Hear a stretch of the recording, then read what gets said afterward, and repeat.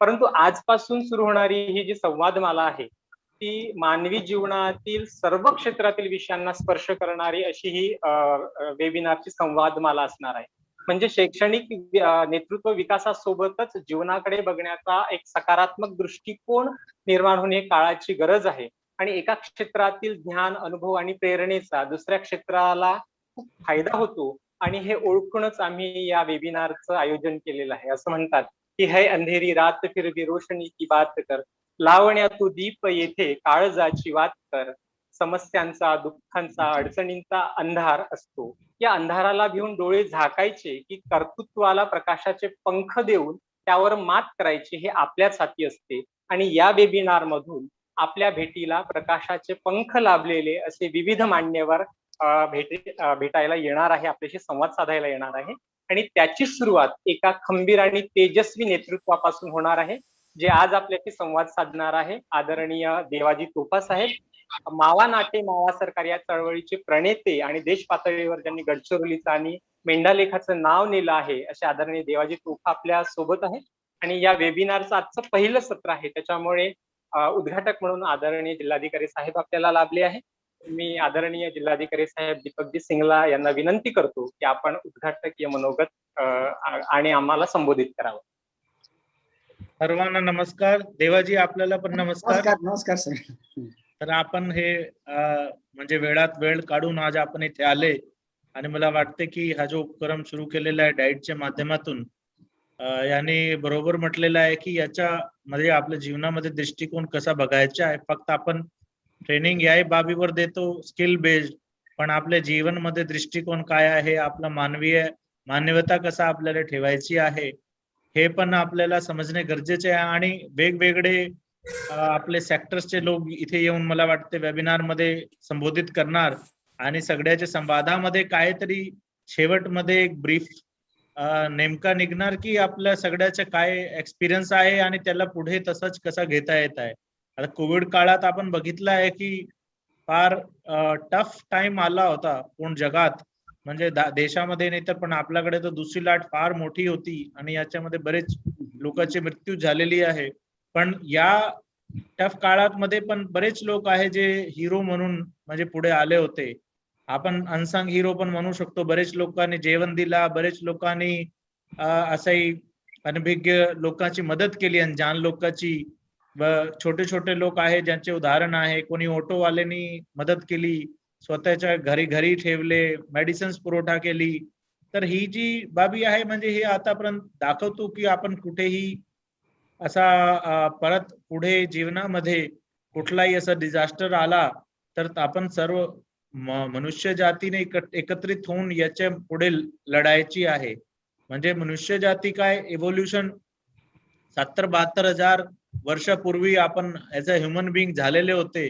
आजपर्यंत आपण जीवित आहे हे याच्या उदाहरण आहे की म्हणजे आपण सर्वांनी मिळून बरेच डिझास्टर, बाढ, पूर असो किंवा अर्थक्वेक असो किंवा वॉर असो, वर्ल्ड वॉर 1 असो की वर्ल्ड वॉर 2 असो, याच्यावर आपण मात करून अजून आपण म्हणजे ऍज अ ह्युमन बिंग कुठे कमी पडलेले नाही आहे.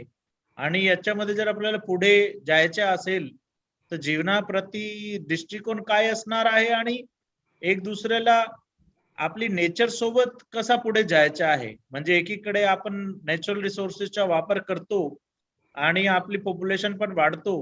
ही काळजीची बाब आहे की हे रिसोर्सेस कधीपर्यंत चालणार आहे. आपण कधी याचा जास्त वापर तर नाही करून राहिले आहे. आपला कुठेतरी कमी ठेवण्याची गरज आहे का?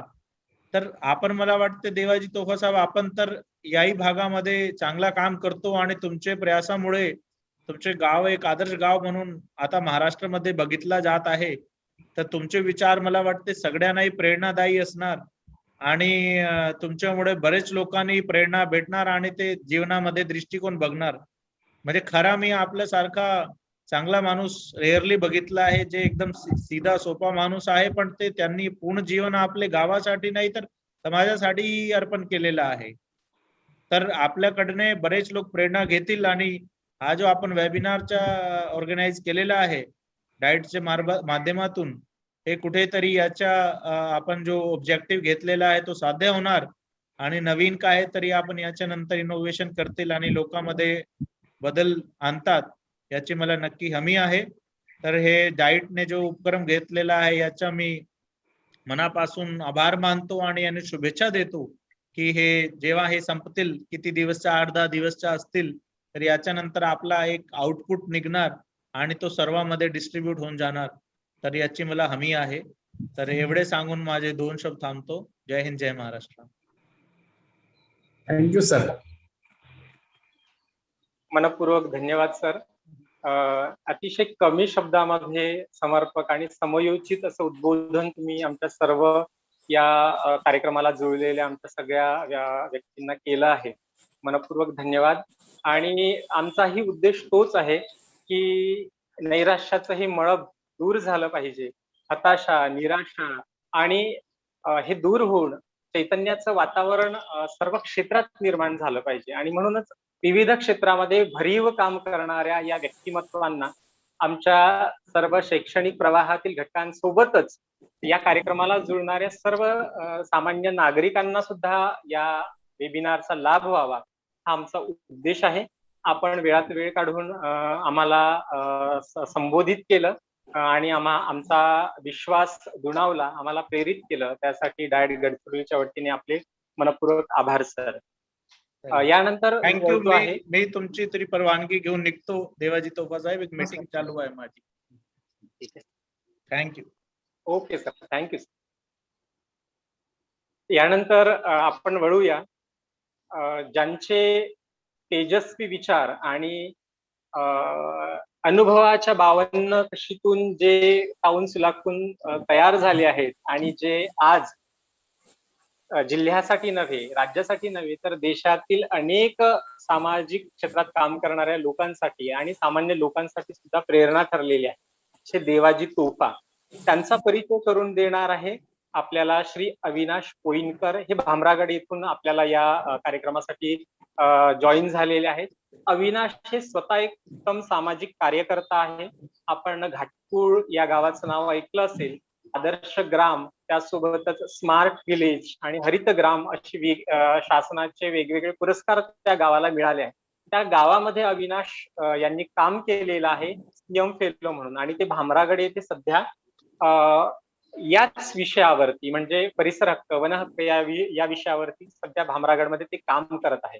आणि सर्वात महत्वाचं म्हणजे देवाजी तोफा यांच्या सोबत काम करण्याचा त्यांना अनुभव आहे. आणि म्हणूनच अविनाश यांच्यापेक्षा चांगला परिचय आपल्याला दुसरं कोणी करून देऊ शकणार नाही. आणि म्हणून मी अविनाशजींना आमंत्रित केलं या मीटिंग मध्ये.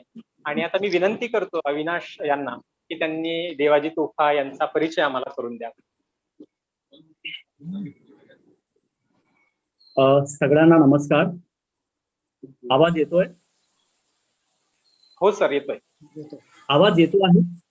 हो अविनाश सर, येतोय. जिल्हा शिक्षण संस्था गडचिरोली आयोजित प्रकाशाचे पंख समृद्ध शैक्षणिक नेतृत्व व व्यक्तिमत्व विकासाची संवादमाला या उपक्रमाअंतर्गत ज्यांचं कर्तृत्व समाजाला प्रेरणादायी ठरतायत अशा व्यक्तिमत्वांच्या समृद्ध विचारांची जी संवादमाला डाएटने घेतली. निश्चितच हा उपक्रम स्वागतार्ह आहे. आणि पहिलं सत्र ज्यांचं नाव गडचिरोलीच नव्हे तर देश आणि विदेशातही फार मोठं आहे, ज्यांनी गडचिरोलीला एक फार मोठं वैचारिक वैभव, कायद्याचं शस्त्र हाती दिलं, लढाई लढून खऱ्या अर्थानं आदिवासींना जल जंगल जमिनीचा अधिकार मिळवून दिला, ते आदरणीय देवाजी तोफा. त्यांचं आज मावा सरकार लढाई हक्काची या विषयावर आज संवादमाला होत आहे. आणि याची जबाबदारी अर्थात सन्माननीय देवाजी तोफा यांच्या परिचयाची जबाबदारी मला दिली. खरं म्हणजे त्यांच्या परिचयाची फार आवश्यकता नाही, कारण त्यांचं कर्तृत्व, त्यांचं काम हीच त्यांची ओळख आहे आणि हाच फार मोठा परिचय आहे. तरीही लेखावेंडा हे गडचिरोलीवरून 30 किलोमीटर अंतरावर असणारं गाव आणि धानोरा या तालुक्याच्या ठिकाणावरून 4 किमी अंतरावर असणारं गाव आज जगभर तेथील लढाईमुळे, वनहक्कामुळे गाजते आहे. सन्माननीय आदरणीय देवाजी तोफा यांचा जन्म 20 ऑगस्ट 1956चा. त्यांचं शिक्षण वर्ग 4था. मात्र आज ते डॉक्टर झालेत. गोंडवाना विद्यापीठाने त्यांना नुकतीच डॉक्टरेट दिलेली आहे. सन्माननीय देवाजी तोफा 1979 ते 84 या कालखंडामध्ये ग्रामपंचायत लेखा मंडळाचे ग्रामपंचायत सदस्य होते. नंतर 1984 ते 89 या कालखंडामध्ये ते सरपंच देखील होते. 1984 पासून गडचिरोलीमध्ये जंगल बचाव, मानव बचाव हे जे आंदोलन झाले त्यामध्ये आदरणीय देवाजींचा सक्रिय सहभाग होता. मात्र खरी लढाई त्या अगोदरही सन्माननीय देवाजी तोफा आणि लेखामेंढा ग्रामस्थांनी सुरू केलेली होती. 1975 पासून जल जंगल जमिनीविषयी त्यांनी लढा उभारलेला होता. आणि नंतर आमच्या गावात आम्हीच सरकार, दिल्ली मुंबईत आमचे सरकार हा नारा देऊन, ही घोषणा देऊन या घोषणेची प्रत्यक्ष अंमलबजावणी करणारी कृतीयुक्त गाव म्हणजे लेखामेंढा आणि त्याचे नेतृत्व म्हणजे आदरणीय देवाजी तोफा.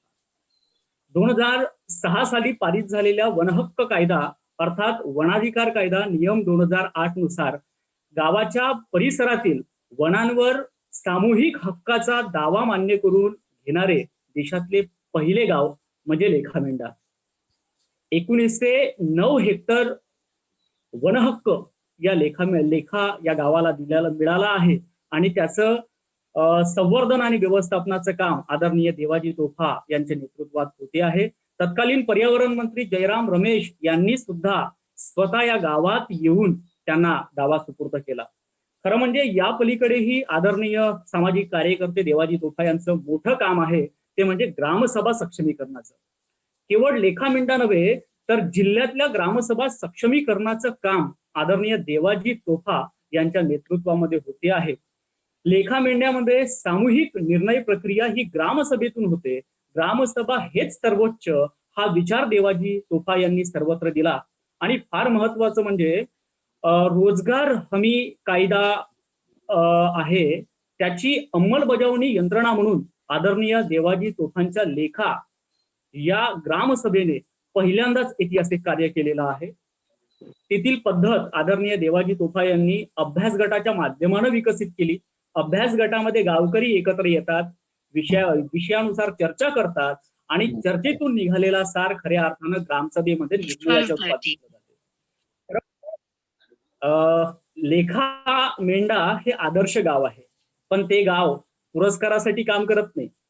स्वयंशासन आणि स्वयंशिस्त हे लेखामेंढ्याचं वैशिष्ट्य आदरणीय देवाजी तोफा यांनी लेखामेंढ्यामध्ये रुजवलंय. आणि याच वनहक्कामुळे खऱ्या अर्थानं गावामध्ये वनावर आधारित लघुउद्योग सुरू झाले. बांबू आणि तेंदू व्यवस्थापनातून करोडो रुपयांची उलाढाल दरवर्षी लेखा ग्रामपंचायत आदरणीय देवाजींच्या मार्गदर्शनामध्ये करते आहे. आणि एक खास महत्वाचा निर्णय म्हणजे आदरणीय देवाजी तोफा यांनी लेखामेंढ्यामध्ये ग्रामदानाची अंमलबजावणी केली. ग्रामदान म्हणजे काय? आपण ज्या गावात राहतो त्या गावाला दिलेलं दान. म्हणजे संपूर्ण गावावर तेथील ग्रामसभेची मालकी आहे, तेथे कुणाचीही वैयक्तिक मालकी नाही. अर्थात संपूर्ण गावाचा एकच सातबारा आहे. ही महत्वपूर्ण हे काम देखील देवाजी तोफा यांच्या मार्गदर्शनात झालं. आणि सगळ्यात विशेष म्हणजे ते वनहक्क आणि पेसा कायद्याचे अभ्यासक मार्गदर्शक केवळ गडचिरोली पुरते नाही तर आंतरराष्ट्रीय स्तरावर त्यांनी या संदर्भात मोठ्या प्रमाणामध्ये ओळख निर्माण केली आहे, स्वयंसिद्धता केलेली आहे. विविध विद्यापीठामध्ये त्यांची दखल झाली, त्यांच्या कामाची दखल झाली. आंतरराष्ट्रीय स्तरावर त्यांना पुरस्काराने देखील सन्मानित करण्यात आले. एक कृतीयुक्त आदर्श व्यक्तिमत्व म्हणून आदरणीय देवाजी तोफांकडे आपण पाहतो. आणि म्हणूनच एक कवी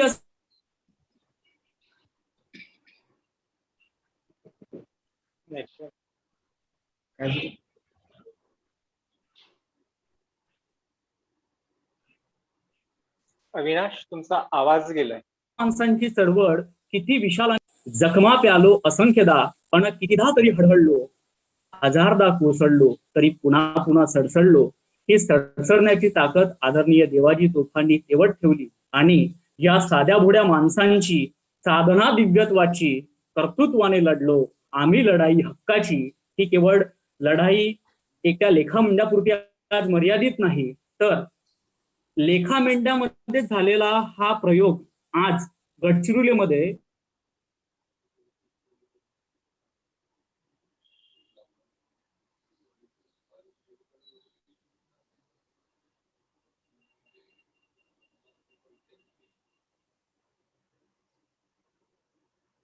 वनहक्क गडचिरोली जिल्हा करतो. धन्यवाद. मनपूर्वक धन्यवाद अविनाश. मी म्हटल्याप्रमाणे आपण त्यांच्यासोबत काम केलं आहे आणि त्यामुळे इतका समर्पक आणि व्यवस्थित त्यांचा परिचय तुम्ही आम्हाला करून दिला आणि अशा असंख्य बाबी होत्या की ज्या आम्हाला जाणून घेणं गरजेचं होतं, त्या आपण आपल्या परिचयातून खूप छान पद्धतीने मांडल्या. आता आपण अधिक वेळ न करता ज्यांना ऐकण्यासाठी आपण एकत्रित आलेलो आहोत अशा आदरणीय देवाजी तोफा यांना मी विनंती करतो की कृपया त्यांनी आमच्या सर्व शिक्षण क्षेत्रातील सर्व घटकांना आणि युट्यूब वरून जुळलेल्या सर्व क्षेत्रातील सर्व मंडळींना उद्बोधन करावं, संबोधन करावं. आदरणीय तोफा सर. नमस्कार सर्वांना. नमस्कार. नमस्कार. तर मी बोलताना काही माझ्या बरोबर रीतसर बोलता येणार नाही. मी जसं मी बोलेन तसं तुम्हाला ऐकावं लागेल. मी काही पद्धतशीर बोलू शकत नाही, तेवढे एक्सपर्ट नाही आहे ना. तर हा जो आहे आजच्या शिक्षण तयार केलेला आहे तो आपण चर्चा करू. संवाद आहे, नुसतं वन साईड ऐकायचं नाही, दोन्ही साईड आले पाहिजे. मध्ये मध्ये प्रश्नही विचारला पाहिजे. प्रश्न आले की मग त्याच्यात सहभागी पद्धतीने आपण चर्चा करू, अभ्यास करू. हे सिद्धांत नाही, मी सांगेन ते काही सगळं खरं आहे असं मानू नका. एकमेकापासून शिकायचं आहे. तर चर्चाला सुरुवात करू. धन्यवाद. आज चर्चा जो होत आहे मला सुद्धा याच्या अभ्यासासाठी उपयोगी पडेल आणि चांगलं होईल की आता मी कुठून सुरू करणार तेच मला कळत नाही. माझे जे हे पुस्तकातले नाही, मी जे बोलणार आहे ते पुस्तकातले नाही आहे. पुस्तक वाचून मी सांगणार नाही आहे किंवा मी बोललेलं आहे ते लिहून मी तुम्हाला बोलणार आहे असं नाही. आपण जीवनामध्ये जे घडलेले आहेत, जे काही घटना घडलेल्या आहेत आणि त्याच्यातून आम्हाला प्रत्यक्ष काम करून अनुभवातून आलेले आहेत ते मी बोलणार आहे. आता मी माझ्यापासून मी सुरू करतो. खूप परिचय जो दिलेला आहे ते खूपच मोठा परिचय झाला. जिल्हाधिकारी साहेबांनी सुद्धा खूप मोठमोठे शब्द वापरून केलेले आहे, परंतु मी आता सुरुवात करतो. हे इथं मी बोलणार आहे ते नवीन गोष्ट काहीही नाही, ते जुनेच आहे. नवीन कायदे नाही, नवीन काय नियम नाही, जे काय आहे ते जुने. निसर्गाच्या नियमानुसार जे आहे त्याच्यातच आपण चर्चा करणार आहोत. आणि तो मी सुरू करतो. म्हणजे बोलताना तुम्हाला लक्षात येईल की काही काही प्रश्न आहेत, काही लोकांना ते अडचणीचे जातात आणि समजून पण घेता येत नाही. नंतर ते चर्चा करतात की आता मी सुरू करतो की मी जे मेंढालेखाचं जे नाव घेतलेलं आहे, ज्या गाव आहे तो गाव मेंढालेखा गाव आहे. पूर्ण 100% आदिवासींचं गाव आहे. आणि आता त्या गावामध्ये छोटस गाव आहे, जनसंख्या एक 500 पर्यंत आहे, परिवार 105 पर्यंत आहे आणि जमीन आहे 100 हेक्टर शेतीची जमीन आणि जंगल आहे 1800 हेक्टर. हा समाज असा आहे की तिथला जंगलाच्या सानिध्यात राहून जीवन जगणारा समाज आहे. नंतरच्या काळात हा शेतीकडे वळलेला आहे, संपूर्ण त्यांच्या जंगल. आणि मी त्या गावामध्ये, आम्ही बाहेरून आलेले नाही, चे वाड वडील खूप पूर्वीपासून त्याच गावात आहे, मूळ निवासी म्हणतात त्यांना. त्याच्यामुळे मला त्या गावाचा, मेंढालेखा गावाचा लहानपणापासून मला ऐकायला मिळाला आणि काही शिकायला मिळाला. जे गोष्टी माहीत नव्हते ते ऐकायला मिळून मला माहिती झाल्या. माहिती होऊन त्याला पुन्हा पुन्हा त्याला विचार करणे, अभ्यास करणे म्हणजे विचार करणे. अभ्यास पूर्वीपासूनच सुरू होता, पण नंतरच्या काळामध्ये त्याला अभ्यास गट, चांगल्या शब्दात म्हणजे अभ्यास गट हा तयार झाला. अभ्यास गट म्हणजे शिकलेले लोकांनी अभ्यास करावा असं नाही, निरक्षर लोकांनी सुद्धा ते अभ्यास करणे आणि विचार करणे म्हणजे काय, कोणत्या विषयावर तुम्ही अभ्यास करणार, तर हा विषय असा आहे की जीवनाला भेडसावणारे प्रश्नावर विचार करणे म्हणजे अभ्यास करणे. हा सर्व क्षेत्रातील विषयाला हात लावतो.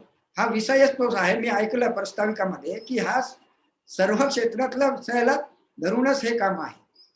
तर त्यामध्ये हे लहानपणापासून मी त्याचा की लहान असताना आपण घरापुरतं आपल्या परिवारामध्ये हे वावरत असतो. थोडं मोठं झालं की मग चौकात निघतो. चौकातले प्रश्न वेगळे असतात. थोडं मोठं झालं की थोडं अंतरावर जातो. तिथले प्रश्न वेगळे असतात, लोक वेगळे असतात, लोकांचे परिचय होते. आणि त्याच्यात माझं काम एकच होता पहिला की मी मोठा भित्रा माणूस आहे, लाजाळू होतो आणि ऐकण्याचं काम पहिलं ऐकणे, काही बोलू नका, चुपचाप ऐका. ऐकल्यानंतर मनात असं होते की पाहण्याची इच्छा होते आणि पाहण्याची इच्छा झाल्यावर पाहिल्यानंतर पण बोलण्याची इच्छा होते. हे 3 टप्पे आहेत. हे निसर्ग नियम आहे, मला पण कळलेलं नव्हतं, पण हा निसर्ग नियम. मूल जन्मतो तेव्हा तो ऐकण्याचंच काम करतो, नंतर मग हळूहळू पाहायला लागतो, पाहिल्यानंतर बोलायला लागतो. अशा प्रकारे हा नियम आहे. तोच मला कळलं पण नाही की काय आहे, पण हा निसर्ग नियम आहे असा मी ऐकत होतो.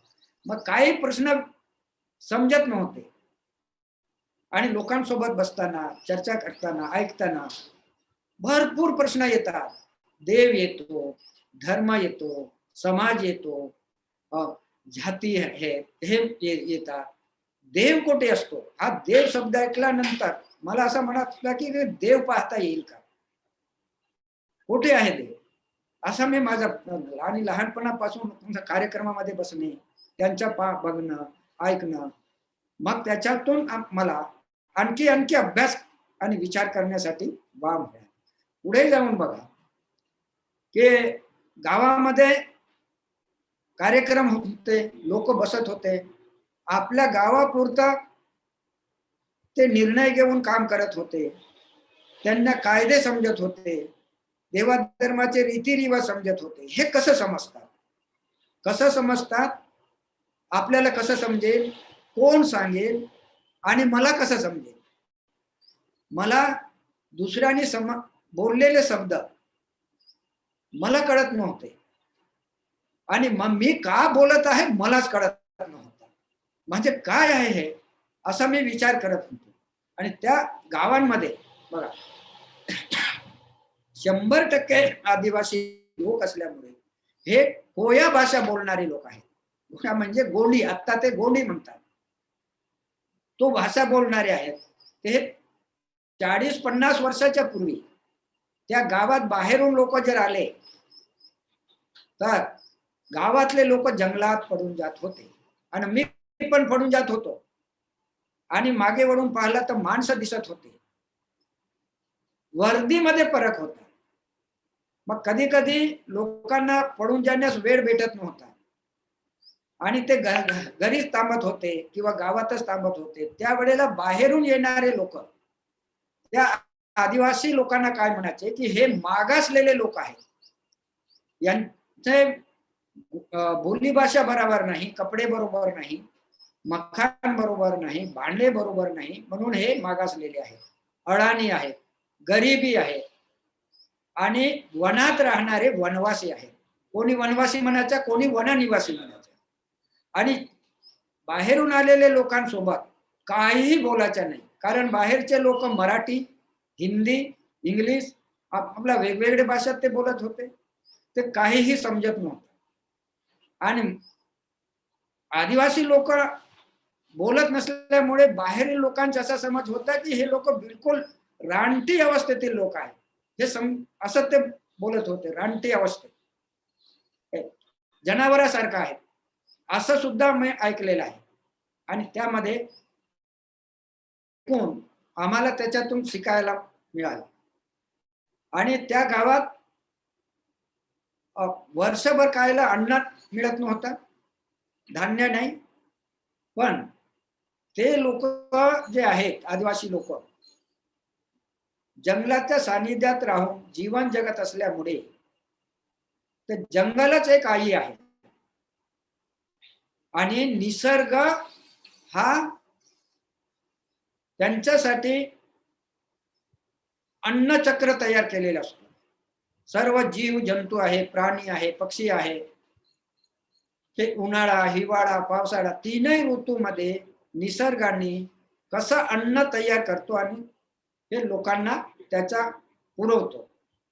आणि त्याच्यामुळे आदिवासी लोक किती दुष्काळ पडला शेकडो वर्षांमध्ये गेले असेल, कधी त्या गावातले लोक 20-25 किलोमीटरवर मजुरीला गेले नाही त्यावेळेला, आणि उपाशी तर मेले नाही, चोरी तर केले नाही, भीक तर मागले नाही.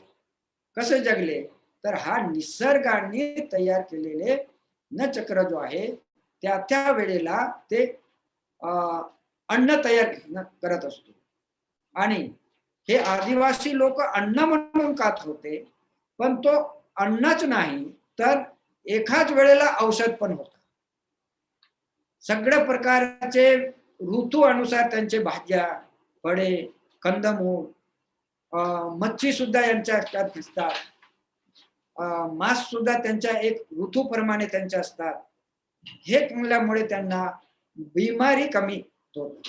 कुठल्याही पाणी ते वापरत होते, ओढ्यातला, झरणातला. पण याच्यामुळे लोक काय म्हणतात, शिकलेले लोक, की ते लोक मागासले आहेत, त्यांना समजत नाही. पण त्यांचा जर अभ्यास केला तर कुठल्याही पाणी पित होते, पण ते कच्चा पाणी पिऊ नका.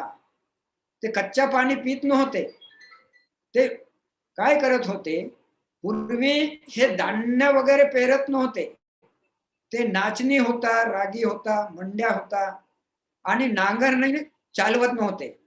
ते शिफ्टिंग कल्टिवेशन म्हणतात, झुमकेती ते करत होते. त्याच्यात सगळे प्रकारचे नाचणी वगैरे, नांगरणे नाही, आणि त्याच्यातून ते आटा तयार करून उकळत्या पाण्यामध्ये टाकून ते पातळ पाण्यात हे करून त्याला अमील म्हणतात, आपल्या गावठी भाषेमध्ये अमील म्हणतात, ते बनवून पित होते. कुठल्याही पाणी पित नव्हते, कारण त्यांना माहिती होता की कुठलाही पाणी, कच्चा पाणी जो आहे हा त्याच्यात जंतू असतो. आता डॉक्टर लोक सांगतात गरम करून प्या, जंतू असतो त्याच्यात, असं ते म्हणतात. हे आदिवासी लोकांनी तर फार वर्षापूर्वी ते चालवलेले होते. याच्याकडे कोणाचं लक्ष नाही, सिर्फ त्यांना लेबल लावल्या गेला मागासलेले आहेत असं म्हणतात. पण खूप अभ्यास करण्यासारखं हे आहे. आणि त्यांची सामाजिक व्यवस्था बघा, एक संघ राहणे गावात, एक परिवारासारखा, तेव्हापासूनच ते राहत होते. झगडा झाला तर गावातच पैसाला, बिमार झाला तर गावातच औषधी, जेथे रोग तिथेच औषधी, एकमेकाला सहकार्याने ते मदत करत होते. आजही ते करत आहेत. लग्न झाला तरी गाव, जन्म झाला तरी गाव, आणि मरण झाला तरी गाव, सगळ्याच बाबतीत गाव. गाव म्हणजे काय, हे गावाला सुद्धा आपल्याला अभ्यास करायचा आहे. गाव कशाला म्हटल्या गेलेले आहे. एक मोठमोठे संशोधक, वैज्ञानिक आहेत. आम्ही एक आमचे महान व्यक्ती होते, त्यांचे नाव आहे डॉक्टर बी डी शर्मा, हे होते. आणि त्यांच्या सोबत आम्ही जात होतो, ऐकत होतो त्यांच्या. ते अनुसूचित जनजातीचे होते ते. आणि गावाचा अभ्यास करण्यासाठी दिल्लीला 8 दिवस एक सेमिनार चालला. आणि गाव म्हणजे काय, ज्याच्या ज्याच्या मनामध्ये गाव आहे त्यांनी गाव सांगावं. गाव कशाला म्हटल्या गेलेला आहे, गाव कसा बसला, कोणी बसवला, याच्या गावाचा महत्व काय आहे, असा अनेक त्याच्या चर्चा झाल्या. 8 दिवसानंतर उत्तर मिळाला नाही, कोणीही सांगू शकले नाही गाव म्हणजे काय. वेगवेगळे आपापल्या अर्थाने सांगत होते की तो गाव जो आहे, गावामध्ये आम्ही राहतो, तर तो गावाचा सुद्धा आम्हाला अभ्यास नव्हता. पण आम्ही एक एक विषयावर पकडून आम्ही अभ्यास करत गेलो.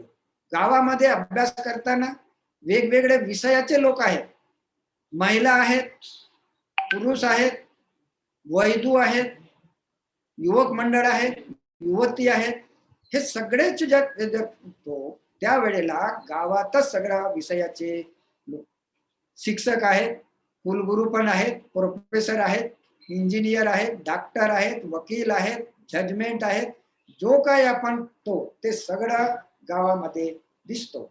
हे लिखित नाही आहे. ते दृष्टी असेल तरच सृष्टी दिसेल, दृष्टी नसेल तर सृष्टी दिसणार नाही.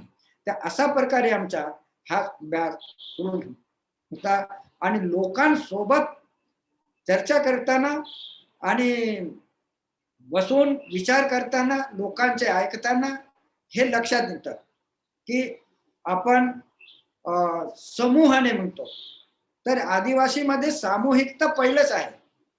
सामूहिक तर तिथं दिसतो गावामध्ये की सामूहिक निर्णय, एकही माणूस विरोध असायला नको आणि वेगवेगळे लोक वेगवेगळे प्रश्न घेऊन मुद्दे येतात. तर तो कसा येतो? प्रसंगानुसार समोर विषय येतो. घटना झाला, झगडा झाला, कोणता खरण झाला, तर त्या विषयावर धरून ते चर्चा करत असतो आणि त्याच्यातून खूप उलगडा होतो आणि लोकांनी सहभागी पद्धतीने ते समजावून सांगताना, चर्चा करताना हे लक्षात येतात. अशा प्रकारे आमचा हे सुरू झालेलं होतं.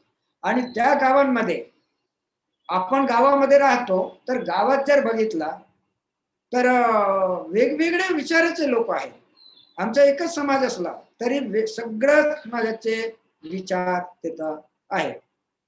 आणि त्या गावांमध्ये काय आहे की आदिवासींमध्ये हे जे एक विषय आहे की आता पण ते येतो की दारू, आदिवासी समाजामध्ये त्यांच्या संस्कृती तर दारू आहे असं लोकांनी त्यांना बिंबवून टाकलेलं आहे.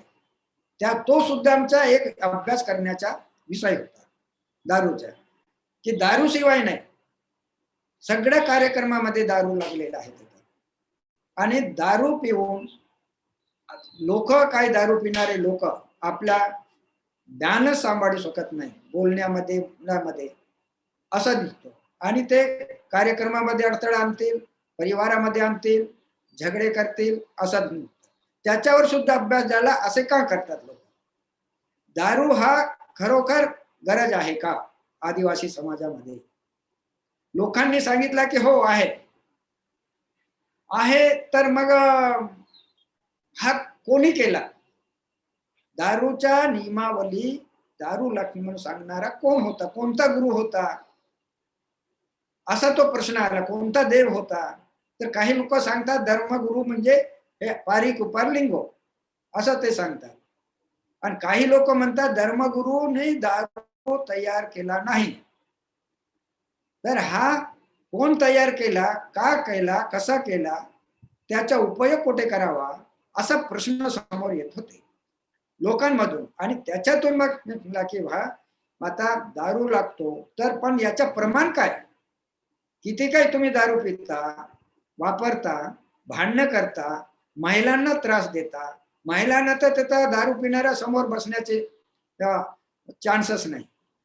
मग का तुम्ही हा दारू कसा तयार झाला?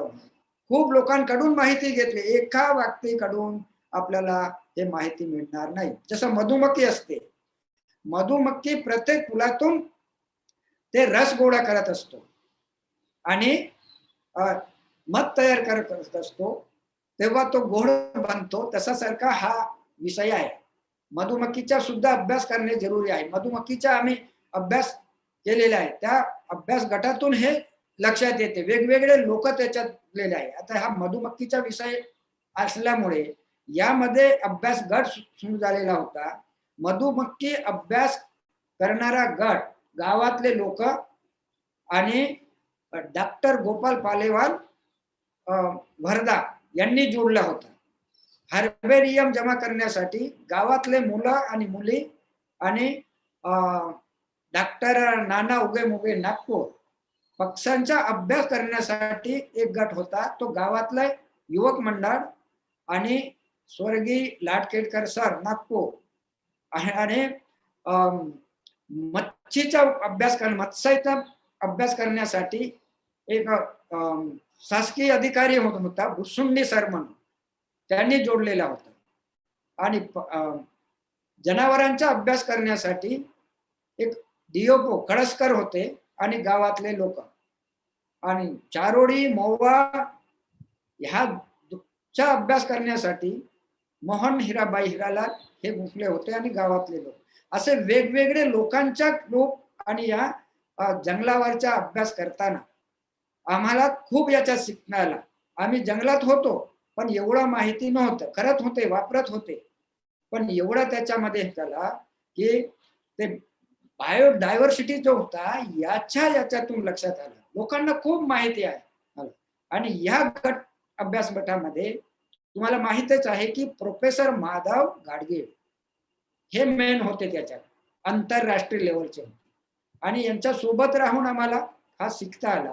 आणि त्या जंगलाचा अभ्यास करत असताना हे जंगलच नव्हे, जंगल म्हणजे काय, मग तो जीवनाकडे जातो. हा कशासाठी निर्माण केला, कोणी केला, निसर्गाने केला तर कोणासाठी केला? लोक सांगतात सरळ माणसांसाठी केला. माणसांसाठीच केला की इतर जीव जंतूसाठी केला? सगळ्या जीव जंतूचा हा संतुलन राखून हे वापरण्यासाठी निसर्गाने तयार केलेला होता. पण माणसांनी थोडासा गडबड केलेला आहे. हा अभ्यास करत असताना मग सरकारी कायदे आले, त्याच्यात सरकारी कायदा, त्याच्या नियमावली, राजकारण, हे समाजाचं आहे, हे खूप प्रश्न समोर आले. वेगवेगळे शास्त्र शिकणारे लोकांचा संपर्क झाला. आणि या अभ्यास गटामध्ये वेगवेगळे करताना इथं राज्यशास्त्र, समाजशास्त्र, मानवशास्त्र, मानसशास्त्र, अर्थशास्त्र आणि भूगर्भशास्त्र, शिक्षणशास्त्र, आरोग्यशास्त्र, हे सगळे शास्त्रवाले एकत्र आले. आणि हे आम्ही अभ्यास करत होतो आणि गावामध्ये असा अनेक विषयाचे लोक एकत्र आल्यामुळे आणि त्याला आम्हाला हा काम करण्यासाठी एक सपोर्ट मिळाला, ऊर्जा मिळाली.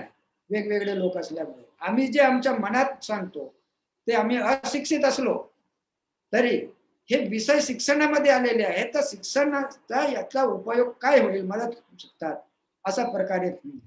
आणि त्याच्यामध्ये आम्हाला लक्षात आला की हा अभ्यास हा एका गावापुरतं नाही, एका तालुकापुरतं नाही, राज्यापुरतं नाही, हे संपूर्ण व्यापक दृष्टिकोनात आहे अशा प्रकारे ह्याच्यामध्ये. आणि त्याच्या समोर जाऊन आता जो तो विषयकडे मी वळतो की मावा नाटे मावारात, हा जो हे दिलेला आहे मावा नाटे मावारात, हा पूर्ण वाक्य नाही. त्याच्यामध्ये परिचय देताना सरांनी सांगितले ना की दिल्ली मुंबई आमच्या सरकार, आमच्या गावात आम्हीच सरकार, हा वाक्य होता. हा कसा आला हा समोर, तर हा प्रसंगानुसार आला. हे सरकारी अधिकारी, कर्मचारी, सगळे वनरक्षक, तलाठी वगैरे सगळं ते काय सांगत होते की आदिवासी लोक, जंगलाच्या सानिध्यात राहून ते जीवन जगणारे लोक, नंतर हे सरकारी कायदेच अडचणीचे आले आणि या वन विभागाने त्यांना अडचणीत आणल्यामुळे मग यांना विचार करावा लागला आणि भ्रमसाठ शासनाने जंगल तोड केली. देशभरचा हा मुद्दा होता, आम्हाला बाकीचा माहिती नव्हता, पण आपला एरिया सुद्धा झाला की हा जंगल तोडताना जंगल कटत राहिलेला होता, संपूर्ण जी जंतू होते ते नष्ट व्हायला लागले होते. त्याच्यामधून आम्हाला त्या जाणवू लागला आणि विचार करावा लागला. आणि या अभ्यासातून समोर आला की सगळे अधिकारी गावात मिळाले आणि त्याच्यामध्ये काय झालेला होता की हे जंगल सरकारी, जमीन सरकारी, पाणी सरकारी, रस्ता सरकारी, विहीर सरकारी, सब सरकारी, पण आदिवासी भिकारी, असा हा शब्द आपल्या आढळला होता की सगळं जनता भिकारी आहे का, हे सगळं सरकारचे आहे तर मग आमच्या काय? मग हा प्रश्न निर्माण आला की हा सरकारच कोठून आला, सरकार कसं आहे, कोटी आहे, कसं आहे, लाल आहे, सफेद आहे, उंची किती, गोलाई किती, असा हा प्रश्न निर्माण केला ना. त्यावेळेला ह्या प्रश्नाच्या इतर सुशिक्षित लोकांनी आणि इतरही लोकांचा असा होता की बा हे प्रश्न अज्ञानी लोकांचे प्रश्न आहेत, सुज्ञ लोकांचे प्रश्न नाही. हे प्रश्नच बेकार आहेत, म्हणजे काही कामाचे नाही. पण आम्ही त्याला रेटून धरला. जोपर्यंत तो विषय समजत नाही तोपर्यंत प्रश्न विचारत जाणे. आम्ही मग त्याच्यावर की बाय प्रश्न विचारणे हा फार महत्वाचा. आम्ही उत्तर देत होतो. सगळे लोक बाहेरून येऊन आम्हाला मार्गदर्शन करत होते. सगळे नेते वगैरे, प्रतिनिधी, प्रशासनाधिकारी, जिल्हाधिकारी सगळं आम्हाला मार्गदर्शन करत होते. पण आमच्या मार्गदर्शन कोणी ऐकायला तयार नाही. म्हणून आता काय करायचं, यांच्या काही मार्गदर्शनाने आम्हाला काय नाही, तर आम्ही हे थोडा याचा अभ्यास करून प्रश्न विचारणे हा आम्ही आता त्याच्यात केला. मग सरकार कोण, सरकारचा कुठून आला, हे प्रश्न समोर आले. आणखी समजायचं करताना की नेट त्याच्यावर हे केलं की आमच्या माहिती सरकार घेत आहे ना, सरकार घेत आहे आमच्या माहिती, नाव घेते, आईचं नाव, बाबाचं नाव, आड नाव, जात, धर्म, हे सगळं त्याच्यात आलं. मग याच मुद्द्यावर घेऊन आम्ही एक प्रश्नावली तयार केला अभ्यास गटातून आणि त्यांचे प्रश्न विचारले की सरकार कोठे आहे, कोणाला माहित आहे का? तर हे तर आम्हाला पागलच लोक म्हणाले की सरकार कोठे आहे, दिल्लीला आहे, मुंबईला आहे. दिल्ली सरकार, मुंबई सरकार. मग त्यांनी सुचवले सुशिक्षित लोकांनी किंवा दिल्लीला आणि मुंबईला सरकार आहे, तर मग हे तर दिल्लीला मुंबईला आम्ही तर जाऊ शकत नाही. कोण जाणार? दिल्ली आम्ही पाहिले नाही, मुंबई पाहिले नाही, आमच्याकडे पैसा नाही, आम्हाला कोणी ओळखीचे नाही, तर तिथं कोण जाईल? मग हा दिल्ली मुंबई सरकार म्हणल्यानंतर मग त्याच्या आम्ही एक मावा नाटे मावा राज्य हा वाक्य आलेला आहे. हा गडचिरोली जिल्ह्यात एक ग्राम स्वराज्याच्या पदयात्रा सुरू झालेला होता. त्या पदयात्रेच्या सुरू झाल्यामुळे इथं बॅनर लावलेला होता गडचिरोलीमध्ये. आम्ही त्या पदयात्रेमध्ये आम्ही सहभागी झालो, आमच्या गावातले आणि परिसरातले. हा पदयात्रा चालवणारे कोण होता? डॉक्टर अभय वडील हे ठाकूरदासजी बंग. इथे आम्ही गडचिरोलीला आलो आणि एक बॅनर लिहिलेला होता. त्या बॅनर वाचलो, हिंदीमध्ये होता, आम्हाला समजलं नाही. तर त्याच्यात काय होता, गाव गाव में हो सरकार, बाटो दिल्ली के अधिकार, असं लिहिलेलं होतं. हा वाक्य चांगला दिसतो, पण अर्थ काय वाचता येते? लिहून आम्ही गावात नेलो. गावात नेऊन असं शिकलेल्या लोकांना आम्ही वाचायला दिलो. याचा अर्थ सांगा. मग काही लोकांनी चुकीचा अर्थ सांगला, काही लोकांनी बरोबर सांगितला, काही लोकांनी तर आम्हाला अर्थच कळला नाही.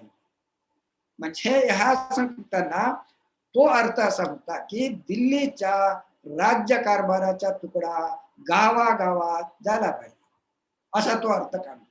मग त्याच्यात आता जो आपण लिहिलेला आहे ना, मावा नाटे मावा राज, मग याच्यामध्ये आलं की मावा नाटे मावा राज असा वाक्य आला.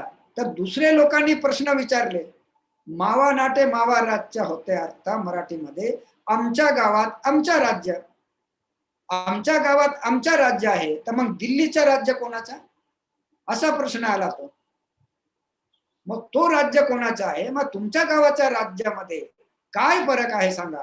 सांगताच आला नाही. पुन्हा अभ्यास करण्यात आला की बा आता पुढे अभ्यास करता करता सगळे लोक या चर्चेमध्ये भाग घेतले. वेगवेगळ्या लोकांनी गावागावात जाऊन ते मावा नाटे मावा राज, आमच्या गावात आमच्या राज्य असं म्हणतात की मग दिल्लीचं राज्य कोणाचं आहे याच्यावर अभ्यास.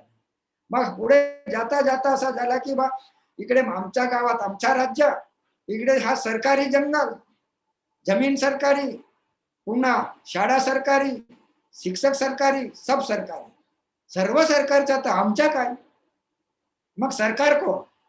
मग हा वाक्य असा बदलत बदलत गेला आणि मग त्याच्यामध्ये असं वाक्य होता की दिल्ली मुंबई आमचं सरकार, आमच्या गावात आमचं सरकार, असं वाक्य तो तयार केला.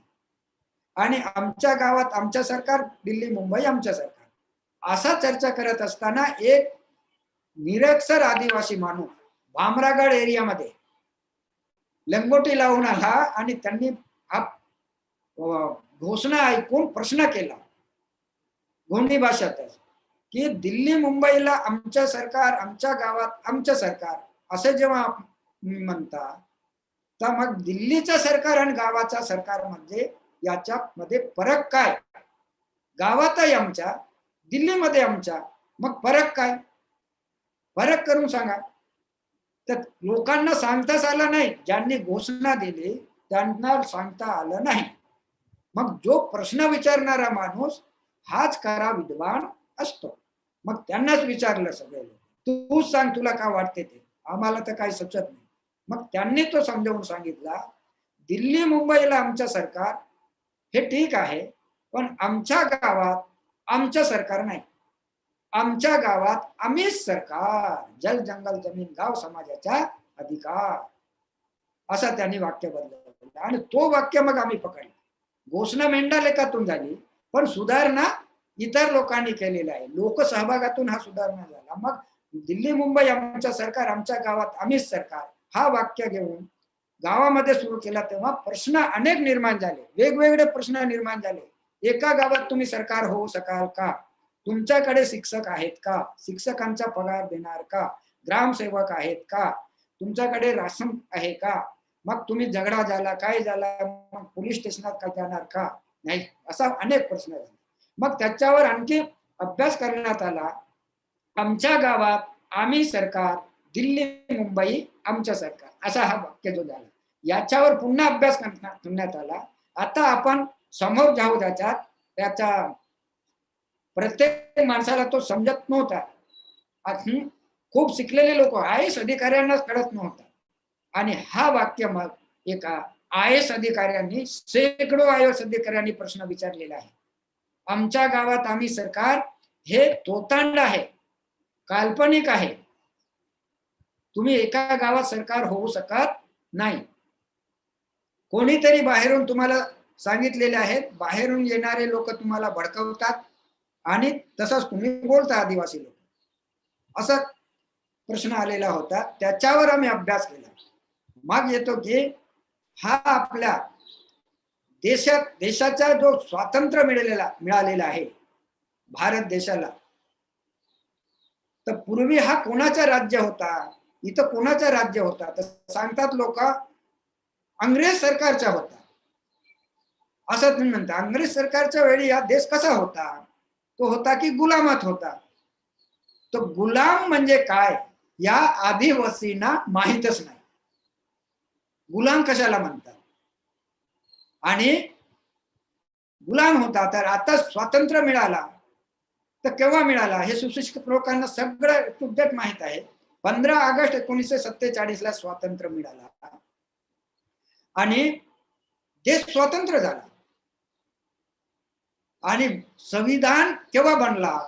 तर असा जर प्रश्न विचारला की हा संविधान कोणी लिहिला? डॉक्टर बाबासाहेब आंबेडकर.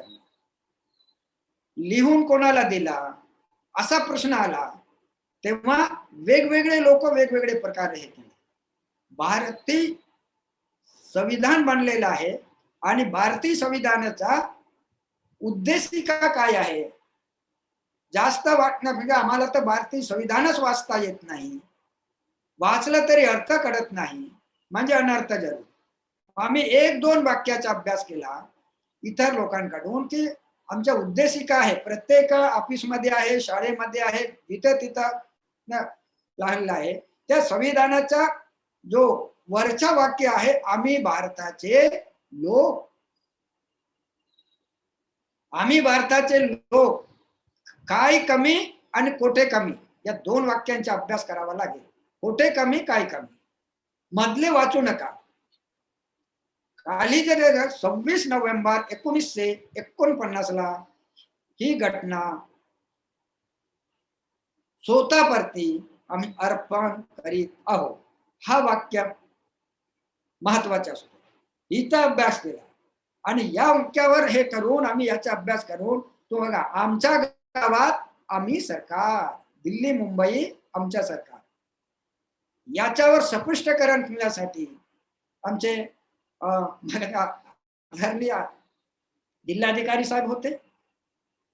यांच्या पूर्वी एक अधिकारी होते, फार 25 वर्षाच्या पूर्वी एक इथं जिल्हाधिकारी आले होते आणि त्यांना हा वाक्य मेंढालेखाचा ऐकण्यात आला.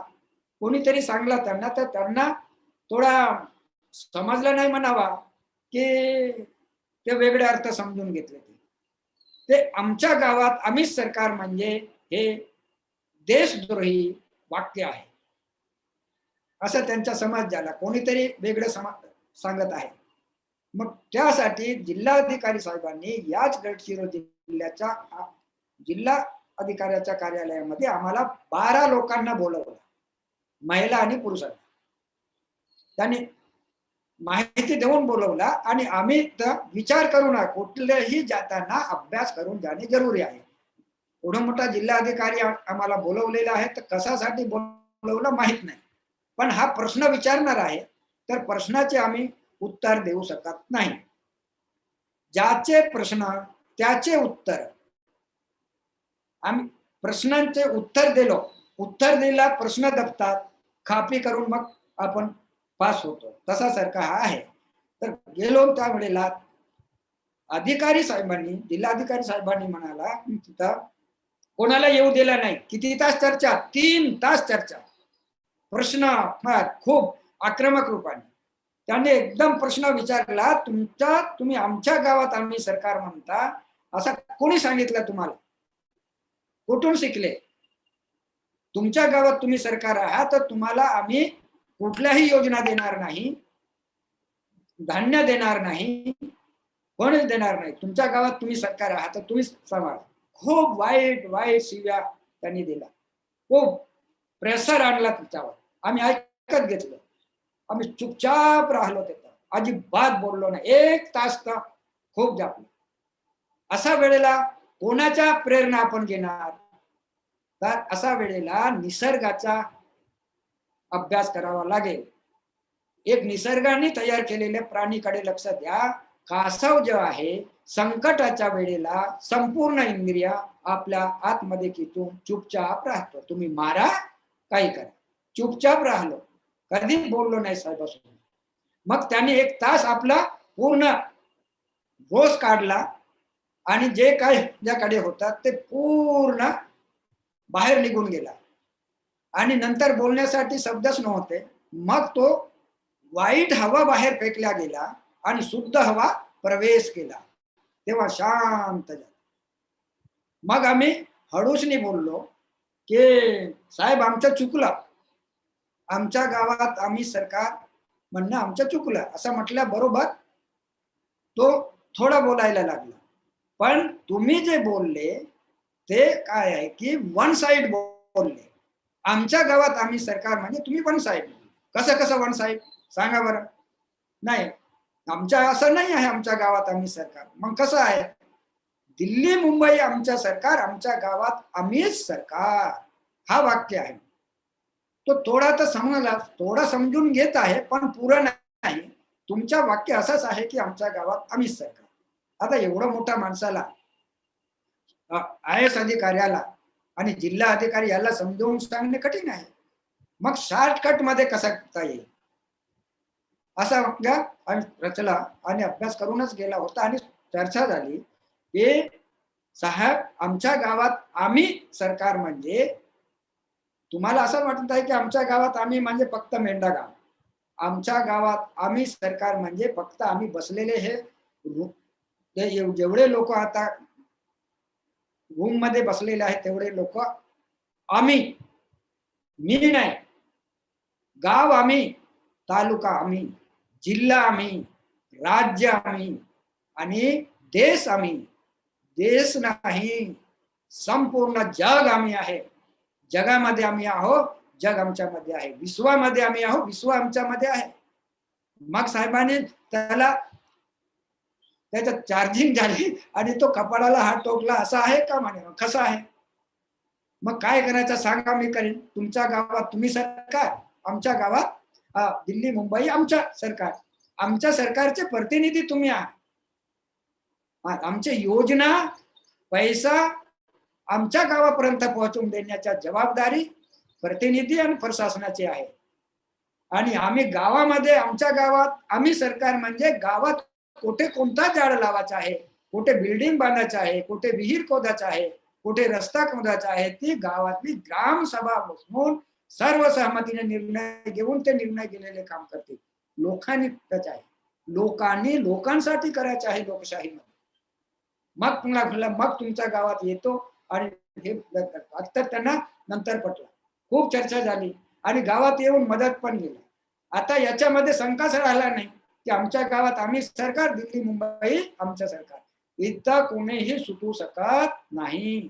भारत सोडा, America, Russia, Australia, England, Pakistan हे कोणाचे आहेत? हे आम्ही आहे. आम्ही हा मोठा चॅलेंज आहे. महामानव डॉक्टर बाबासाहेब आंबेडकरांनी जे संविधान लिहिला आणि तो वाक्य रचना जो केलेला आहे, हा साधी सुधी बाब नाही आहे. ते आम्ही मध्ये सगळं झालो. इथं जाती धर्म पंथ बाजूला ठेवा, माणूस म्हणून जगायला पाहिजे. माणसाने माणसासारखा जगणे हेच खरे आमचे माणुसकी आहे. त्याला धर्मही म्हणा. आणि याच्यातून आम्ही कोटे कोटे विभागणी झालेले आहे. हे बायोडायव्हर्सिटी आहे. बायोडायव्हर्सिटी समजण्यासाठी लोकांसोबत लोकांकडे जाऊन आपल्याला, आता मी तर तेवढं शिकलं नाही म्हणून गावामध्ये हे लोकांसोबत शिकताना आता आम्ही असंच बघ आहे की तुम्ही आता कुठल्याही प्रतिनिधी पार्टी सरकार लोकांसाठी काम करायचा नाही. मग काय करायचा प्रश्न निर्माण होतो? जनकल्याणासाठी आम्ही करतो, मोठमोठे संस्था आहेत, तर लोकांसाठी काम करायचा नाही, लोकांसोबत काम करायचं आहे. सगळे लोक आम्ही एकत्र येऊ, मग पहा त्याचा परिणाम काय होते. वेगवेगळे विषयाचे लोक येते, अशा प्रकारे आम्ही केला, तेव्हा याचा परिणाम वेगळं होतो. म्हणून आता आपल्याला भारतीय संविधानाचा मुद्दा घेऊनच आपल्याला घ्यायचा आहे. आम्ही एक भारत देशापुरतं नाही, गावापुरतं नाही. आता एक कोरोना झाला चीनमध्ये, तो पूर्ण जगाला वापरला. आज जागतिक प्रश्न आहे तिथे, कुठल्याही एका देशासाठी हा प्रश्न नाही, तर पूर्ण जागतिक लेवलचा प्रश्न बनला. विज्ञान युग आहे. विज्ञानाने प्रगती केल्यामुळे जमिनीच्या वरचा माणूस चंद्रावर गेला, पण जवळच्या गरीब माणसावर पोहोचलो नाही. हा एक मोठा क्रांती का आपल्याला समजून घेताला पाहिजे की का पोहोचलो नाही आणि चंद्रावर पोहोचलो. हे विज्ञानाने प्रगती केली, पण याचा अभ्यास होणे जरुरी आहे. हे विज्ञानाला अध्यात्माची जोड नसेल तर विनाश अट्टळ. पहा आता काय चाललेला, विनाश अट्टळ आहे. आध्यात्मिक आणि विज्ञान साथ साथ हे जायचं आहे. म्हणून अध्यात्मीला दिशा देणार, विज्ञानाला दिशा देणारा आध्यात्मिक आहे. त्यासाठी आपल्याला सगळ्यांनी एकत्र मिळून आता आपल्याला काम करायचं आहे. तर पुढे काय झालं याचा म्हणतो, कायदे आहेत, नाही किती कायदे आहेत, येतात भरपूर कायदे आहेत. रोजगार हमी कायदा, जमिनीचा कायदा, शिक्षणाचा कायदा, न्याय व्यवस्था कायदा, आता वन हक्काचा कायदा, पेसा कायदा झाला कायदा, पण लोकांना किती झाला फायदा, ह्या याचा अभ्यास तुमचा आहे. या कायद्याचा लोकांना उपयोग झाला पाहिजे, अशा प्रकारे आम्ही आता आणि तुमच्या जाऊन आता काय झालं की सगळं हा जो यंत्रणा वगैरे आहे, जसं शरीराचा अभ्यास करतो, हात पाय नाक डोळे एकाच शरीराला जॉईंट आहे, पण शरीर काय म्हणतो की हा याच्यातला एक परिवार आहे. आणि हात म्हणतो मी पायाचं काम करणार नाही, डोळा म्हणतो मी कानाचं काम करणार नाही, हा नाक म्हणतो की मी तोंडाचं करणार नाही. ह्या काय आहे हे शास्त्र समजलं पाहिजे. मी गुरु नाही, गुरु मानू नका त्याच्यातला, की असं बघा आता शिक्षण विभाग म्हणतो मी वन विभागाचं काम करणार नाही, वन विभाग म्हणतो की जंगलाचं काम याचा जमिनीचं काम करणार नाही, जमिनीवाले म्हणतात की मी डॉक्टरचं काम करणार नाही. हा बायोडायव्हर्सिटी समजणे जरुरी आहे. हे फार महत्वाचं याच्यात आहे. आता लक्षात आलं पाहिजे. आम्ही भारताचे लोक कुठे कमी काय कमी, हे सोपं काम नाही आहे. ते अर्थ समजला पाहिजे. कोणी नाही याच्यातून काय कमी आहे. असा हा जो आहे की जंगल आमचा, जमीन आमचा, पाणी आमचा, माणसं आमच्या, मुलं आमचे, हा मुली आमचे, इथं काय अडचण आहे, काय कमी आहे. आणि आता आम्हाला होते गडचिरोली जिल्हा मागासलेला आहे, मला 115वा जिल्हा मागास. गडचिरोली जिल्ह्यामध्ये काय करावं लागेल, आम्हाला बोलवले होते ते प्रधान सचिव वगैरे, आमदार खासदार. हे आमदार खासदार समजलं का आपल्याला? याच्या नावच आहे आमदार. आणि हा खासदार. खास आहे बरं का, आहे का आमचा खास? समजून घ्या याच्यामध्ये काय आहे. भारताचा संविधान समजणे जरुरी आहे. संविधान म्हणजे काय? काहीच एवढं पोथी पुराण वाचू नका, पागल बनून जाल तर वाचता वाचता अर्थच कळत नाही. आम्ही मानव जन्माला आलेला आहे, माणसाने माणसासारखं जगण्यासाठी आहे. हेच आहे आमचं माणुसकी आणि हेच काम करा. आमची जबाबदारी आणि कर्तव्य दोन गोष्टी सोडून जर हक्काकडे जाऊ कदापि कोणी देणार नाही. हक्क मागितल्याने भेटत नाही, अधिकार भेटू शकतील. अधिकार आणि हक्क दोन्ही समजला पाहिजे. अधिकार हा मानवाने निर्माण केलेले कायदा आहे, ते कायद्याने दिलेले अधिकार. हक्क जन्मसिद्ध हक्क आहे.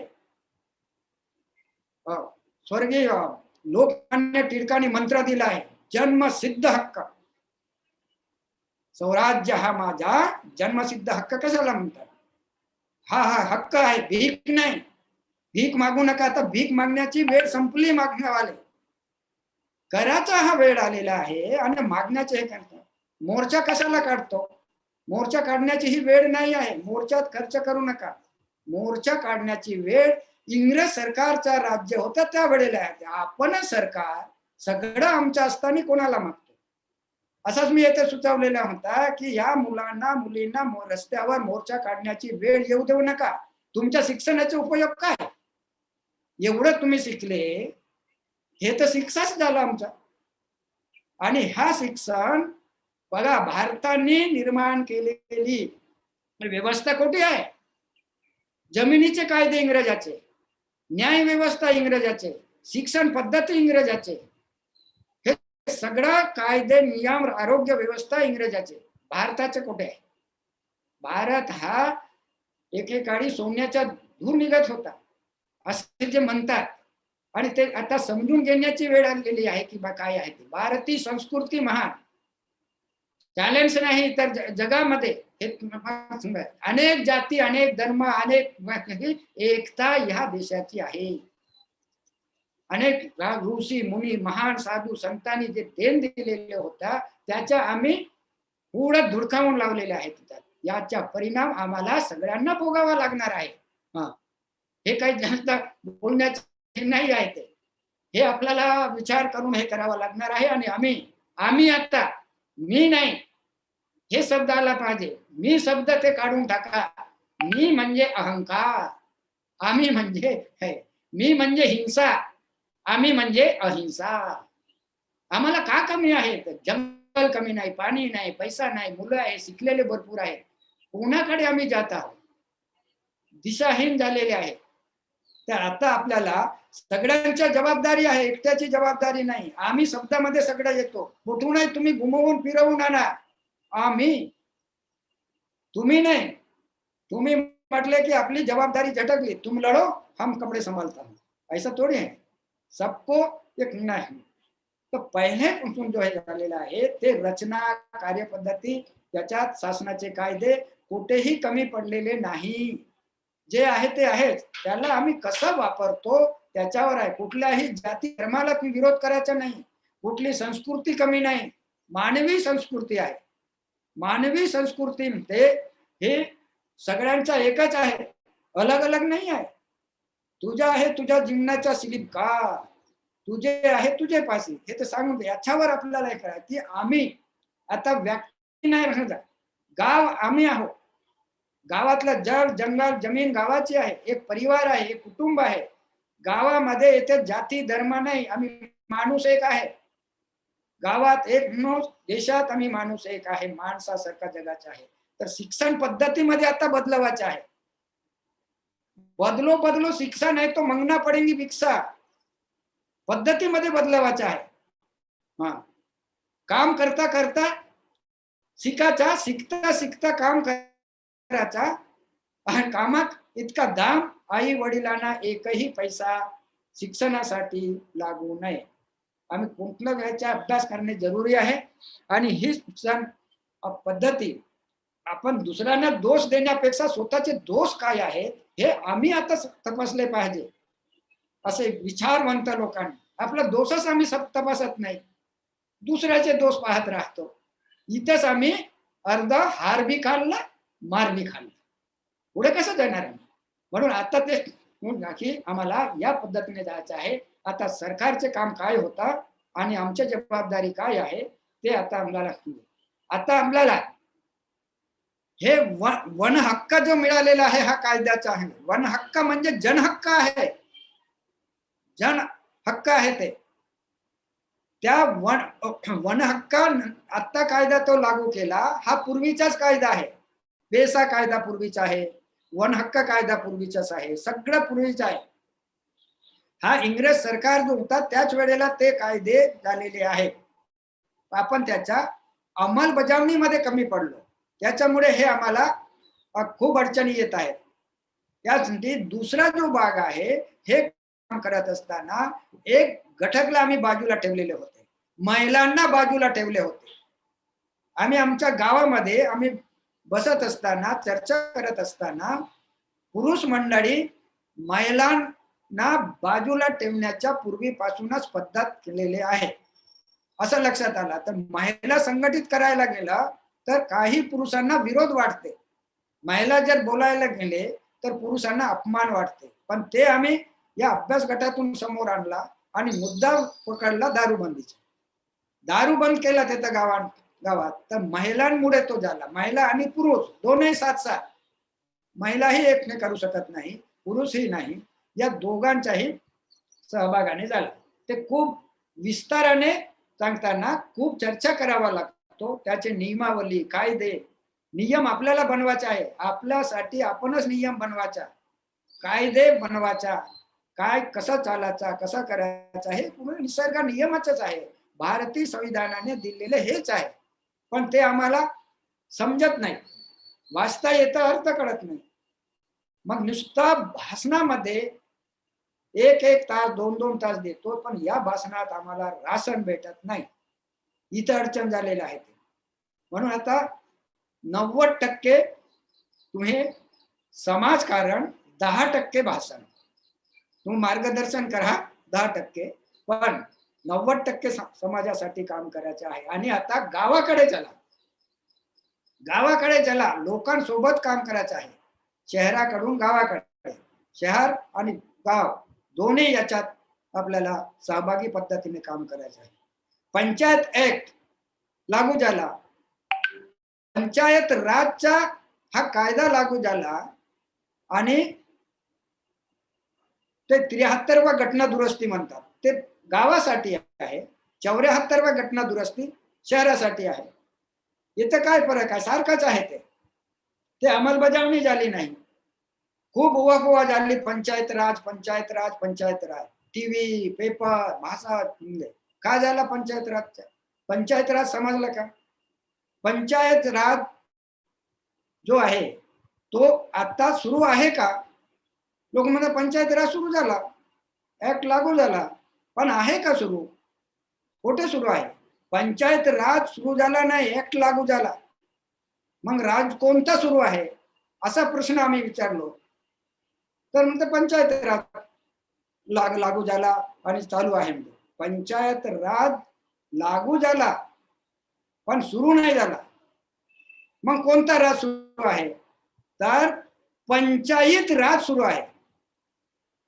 पंचायत राज अर्ज दिला, खुर्ची खाली, बिना रजत बाबू गाय आली पंचायत. गावात झगडा, पोलीस स्टेशनात रगडा आणि कोर्टात न्याय, बरबादवा जिंदगानीत आली पंचायत. बिजाई आहे तर बैल नाही, बैल आहे तर माणसं नाही, असं प्रकारे खूप अडचणी आहेत. ही पंचायत राज आहे.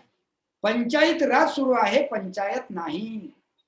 पंचायत राज म्हणजे 5 मुखी परमेश्वर एका ठिकाणी बसतील, सगळ्यांसाठी, सगळ्यांच्या हितासाठी, सगळ्यांच्या दुःखात सहभागी होऊन हे निर्णय घेऊन सगळ्यांचा सर्वांगीण विकास आणि शाश्वत सस्टेनेबल डेव्हलपमेंट म्हणतात, असा विकासासाठी निर्णय घेऊन काम करतात. तो आहे पंचायत राज. पंच म्हटला गेलेला, आमच्या पूर्वी पंच होता. पंचाचा अर्थ काय? 5 बोट आहे. हे 5 लोकांना एकत्र आणणे जरुरी आहे. आम्हाला अजून जमलेलं नाही आणि आता समजून घेणे महत्व. हे पाचमुखी परमेश्वर म्हणजे कोण, कोणाला म्हणतात? पाचमुखी परमेश्वर म्हटला की आम्ही अध्यात्मिकडे जाऊ, आम्ही प्रपंचामध्ये असलो, समाजामध्ये बघू, गावामध्ये बघू. तर हा पाचमुखी परमेश्वर म्हणजे कोण लोक आहे? हे बघा, 5 लोक म्हणजे कोण? पहिलं आहे सज्जन, दुसरा आहे दुर्जन, तिसरा आहे महाजन, चौथा आहे सामान्य जन आणि 5वा आहे निर्जन. 5 लोक आहेत. हे लोक एकत्र आले पाहिजे आणि गावाच्या विकासासाठी, देशाच्या विकासासाठी सर्वसहमतीने निर्णय घेऊन हे काम करायचे आहे. हे पाचमुखी परमेश्वर आहे. हे या असंच चर्चा करून लोकांना लक्षात आलं पाहिजे हे कोण आहेत बाबा. खूप आपण शिकतो, हे शिकवतो, काही प्रोफेसरांनाच माहिती नाही. हे आम्हाला एक ग्रुप माहिती नव्हता, 4 ग्रुप हे कोणी सांगितलं होता? हे सांगत आलेले आहेत त्यांच्यापासून शिकावा लागतो, त्यांचा शिकून त्याचा अभ्यास करावा लागतो, वारंवार अभ्यास करावा लागेल, एकाच वेळेला नाही समजा. आणि ह्यामध्ये 4 ग्रुपच्या जो नाव कोणी सांगितलं त्याच्यापासून आम्ही शिकलो की संत विनोबा भावे, स्वराज्य शास्त्रामध्ये, स्वराज्य शास्त्र त्याच्यामध्ये सज्जन, दुर्जन, महाजन आणि सामान्य जन 4 मिळाले. आणि हे आम्ही गावामध्ये बघत होतो तर गावात 4 लोक दिसले, आणखी काही दिसतच नव्हते. मग मेंढा लेखाचा अभ्यास करण्यासाठी दिल्लीवरून 5 DIG केंद्र सरकारने पाठवले. 5 DIG लोक हे 10 वर्षाच्या पूर्वी. ते कसे आले?